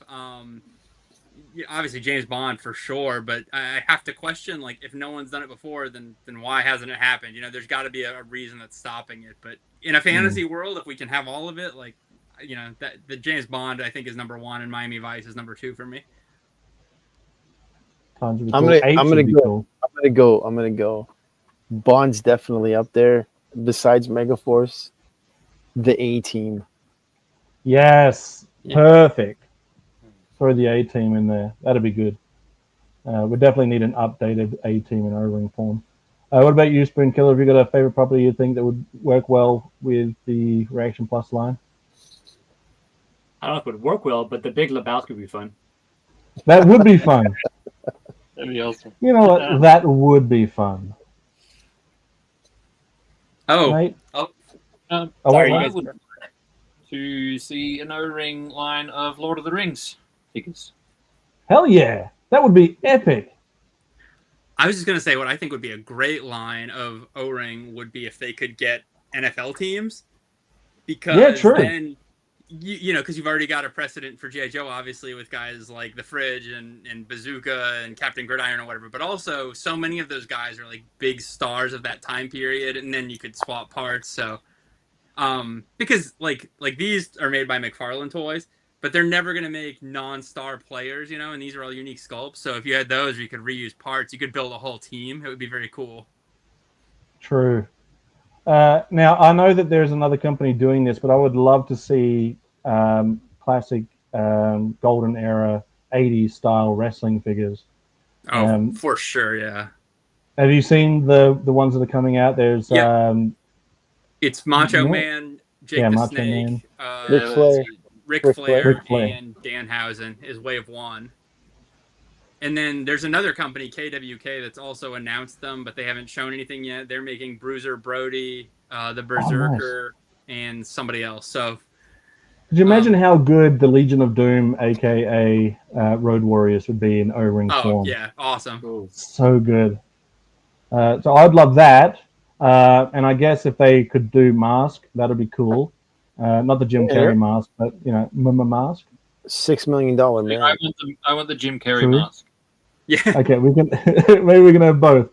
Sergeant Rock, I guess. Now that they have, what was the other one? Sergeant Savage as well. I think Band of Brothers. I need to get that book now. But there's just if they're putting Back to the Future out there, well then that's so left field. Anything could pop up, and I'm like, yeah, okay, cool, let's roll with it. If they did a Ghostbusters 2, Airwolf would be cool. Good. Yes, and yes. So this was another point I was going to make. Not only what's said here with Archiville, Spike, Sparkplug, Buster, Marissa Fairborn, but also do the human versions of the Autobots from that one episode with Old Snake. So put Old Snake in that wave, and then put in RC, Springer, Rodimus, and Ultra Magnus in human form. Motu would be pretty cool too, I reckon. There's no reason why that couldn't be done. Just don't do it the other way around. Don't make G.I. Joe into Motu. Here's a chance if they have like access to any G.I. Joe material, they could bring in Savage and Extreme into this O-ring line and make them compatible. It'd be great. I would love that. Yeah, I agree. So even some Marvel properties would be cool, like Spider-Man, Shield, Nick Fury, Punisher. All of these guys in O-ring forms would also be great. Perfect. I just thought of the perfect O-ring line that probably most of you aren't going to know. Dad's Army was a comedy show based on World War II about like a reserve force of elderly men who were like guarding the streets of London right during World War II. But there was just like all these old dudes hobbling around with their guns, and it was a hilarious show.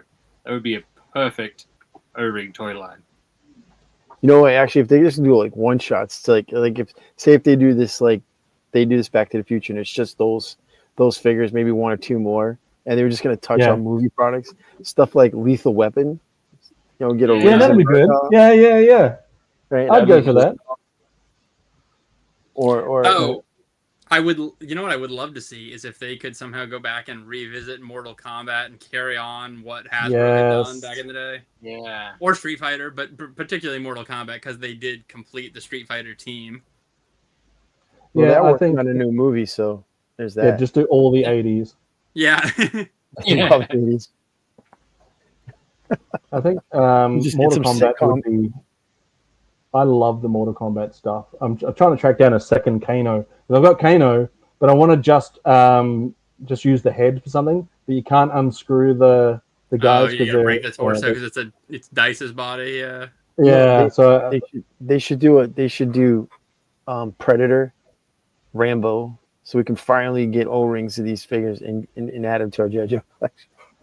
Yeah, just do a 3-pack of Sylvester Stallone, where you could do Tango and Cash, Rambo, and then we're gonna need Kurt Russell figures too. I need no Jack Burton. Yeah, we'll do a 3-pack of those as well. So who would you? Rocky for sure. Yeah, definitely. There's so many cool characters from Rocky. You get Mr. T again, and you get Thunderlips. So you get a Hulk Hogan in there. Thunderlips. it blows my mind after this many years that at the time the whole lore of the unreleased Rocky figure was that Stallone had signed with Rambo, with Coleco or whatever. But over the years since then, you had so many figures from Jakks Pacific, from NECA. All these companies have made Rocky. I can't believe that we don't have an O-ring Rocky yet. Like, that is a travesty that absolutely needs to be corrected. Like, somebody make me an O-ring Rocky. I want that figure. Could you imagine if they're bringing him out as a G.I. Joe in the Super 7 Reaction Plus line? Righting or wrong. But even if they just got Super 7 was already making Reaction Rocky figures. So even if they wanted to call it a figure from Rocky, but dress it like the G.I. Joe figure that was unreleased, whatever they got to do legally to make it happen, I want that figure so bad. All they really got to do is just make a Rocky O-ring figure. Just call it Rocky, and then there you go. You got them. You got your Rocky O-ring. You don't need G.I. Joe on it. Yeah, really. I'm totally good with that. Whatever it takes. Yeah, me too. All right, guys, let's call it there. We're over the 4-hour mark. Thank you for everyone that has tuned in. Thanks to those that have tuned in for all this length of time. If you haven't already, please do hit that like button. I want to thank my guest, Adam Riches. Link is in the description if you want to go check him out on Instagram. Spoonkiller, thank you again. If you want to go check him out, his Instagram posts link is in the description as well. Also, check him out on YouTube. He does a great bunch of stop motion stuff. Nate, the Retro Tinker, will be on tomorrow to talk O-ring a bell. We're still talking about Cobra La. So, Nate, your links are also in the description. And Gazz, my partner in crime for the show, your Instagram link is in the description too. And everyone go check that out. It's not much there. Well, yeah. Well, if you get enough people following them, you might have enough pressure to go in there and throw some more content out into the winds. But this was fun, guys. This definitely took a lot longer than I thought it was going to take, but it went quicker than I thought it would as well, if that makes sense. Yeah, absolutely. But thanks for all your knowledge. Thank you for all your insights too, Adam. I know you've got some background in this stuff, so it's great to hear that. Spoonkiller, thanks for your charcuterie board and your humor, and everyone. It's been too fun. Appreciate it. So with that, we'll head out. Do I have anything that I want to play on the way out? What do we got? What do we got that's fun? Oh, play the cable song. No, that one gets me struck. That one gets me struck. Anyway, all the links are in the description, so go take a look in the description and find all these fellas. Check it out one time, won't you? And with that, out of here. Yo, Joe. Yo, Joe.